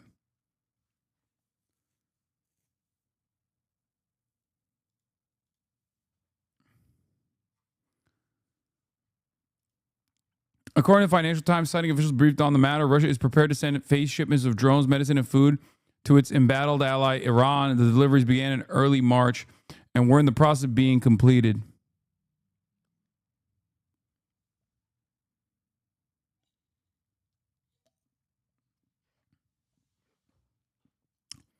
Yeah, it was only due to the strategic restraint demonstrated by Ayatollah Ali Khamenei that Israel was able to target and single out different factions of the resistance, the axis of resistance, piece by piece. As demonstrated by what's going on right now, Iran actually had a lot more capabilities. Like imagine if all of the axis of resistance remained intact and was funded and had their launch capabilities and were just like doing maximum damage to Israel after Israel violated the red line that Iran had set prior. Right?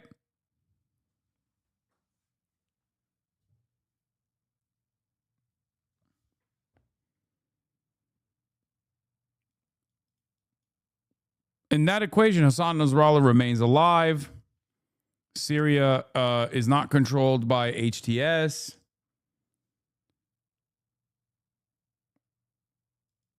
Still doing numbers? Yeah, no, they are. Attacks in Saudi, Kuwait, and Bahrain. Hezbollah has announced 83 operations today. 21 Merkavas have been targeted in one day. Al-Manar correspondent, a momentous day in the history of resistance attacks against the Israeli occupation forces. Al Jazeera correspondent, there's an operation by the party every 18 minutes. This is something significant and unusual given the intensity of the raids. When Hassan Nasrallah was alive, he never did shit like this. They didn't do this shit at all. They'd take pot shots. First at Israeli occupied, illegally occupied territory, and maybe at like northern Israel. Maybe they'd send a drone over the Haifa port to be like, see, this is our capabilities. We can strike you. It's within reach. Israel didn't respond to that with anything but, you're too afraid to do anything. We'll fucking kill you. And it turns out that low-key is what happened, right?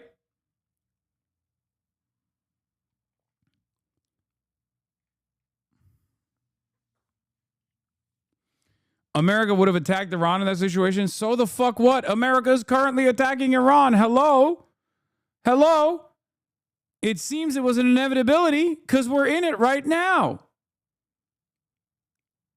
The only difference is, at that point, Iran would have even far more military deterrence capabilities.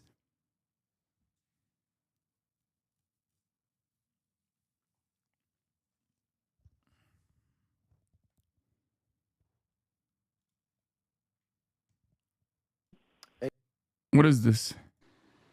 You think Putin is helping them? I think he might be helping him a little bit, yeah, I guess. And he probably thinks we're helping Ukraine, right? And you are, right? Yeah, we're helping him also. And so he says that. And China would say the same thing. You know, it's like, hey, they do it and we do it, in all fairness. Well, hard to justify their own people if they started as compared to saying they were attacked. What are you talking about? Israel attacked Iran on numerous occasions. Israel assassinated Ismail Haniyeh in Tehran, okay? Israel may have played a role in the assassination of the previous president, for example. In that helicopter incident that took place, even though helicopters are very old, especially in Iran. So that one is a bit of a wash. Israel attacked the Iranian embassy compound in Syria. Israel has also consistently assassinated Iranian scientists on Iranian soil. Israel hit the Iranian embassy compound in Damascus, technically striking Iranian soil then as well, a violation of Iranian sovereignty. In all of those instances, what did Iran do? Sent in a fleet of slow drones, maybe a couple missiles. That was restraint theater. I mean, not restraint theater, sorry. That was retaliatory theater, right?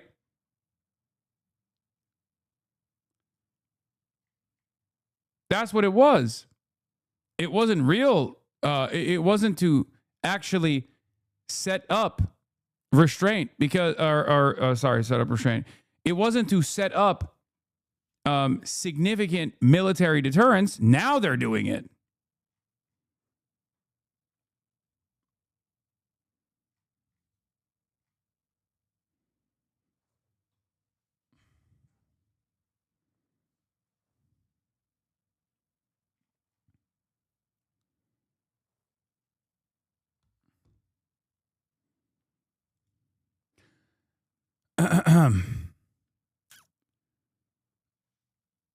Yeah, the pager bombs too.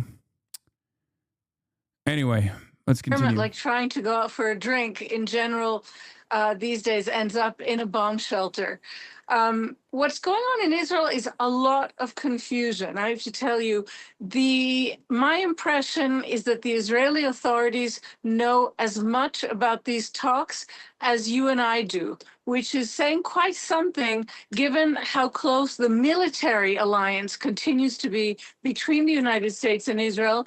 But, you know, while you were speaking just now with Reza, we received a statement from the Iranian Foreign Minister Araghchi, who said there are no negotiations. He said messages are being transferred back and forth, but there are no negotiations, and that he reiterated a very hard line for Iran. He said that Iran demands a complete end to the war and reparations for damages done. That's it.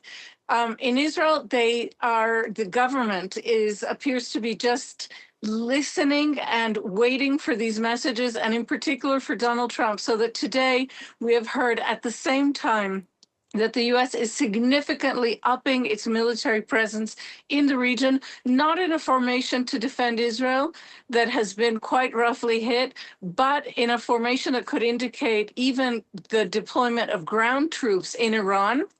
And at the same time, we're hearing genuine concerns from the Israeli government that Donald Trump could unilaterally decide an end to this war as soon as Saturday. So it's a bit of a chaotic sense here. And remember that the Iranians are also demanding that Israel halt its operations in Lebanon. So all of Prime Minister Netanyahu's statements saying that Israel is about to go deeper into Lebanon, that even if the war in Iran ends, the one in Lebanon will continue. All of his statements at this point are cast in doubt while awaiting whatever Donald Trump determines. Noga Tarnopolsky reporting from Jerusalem. Thank you very much.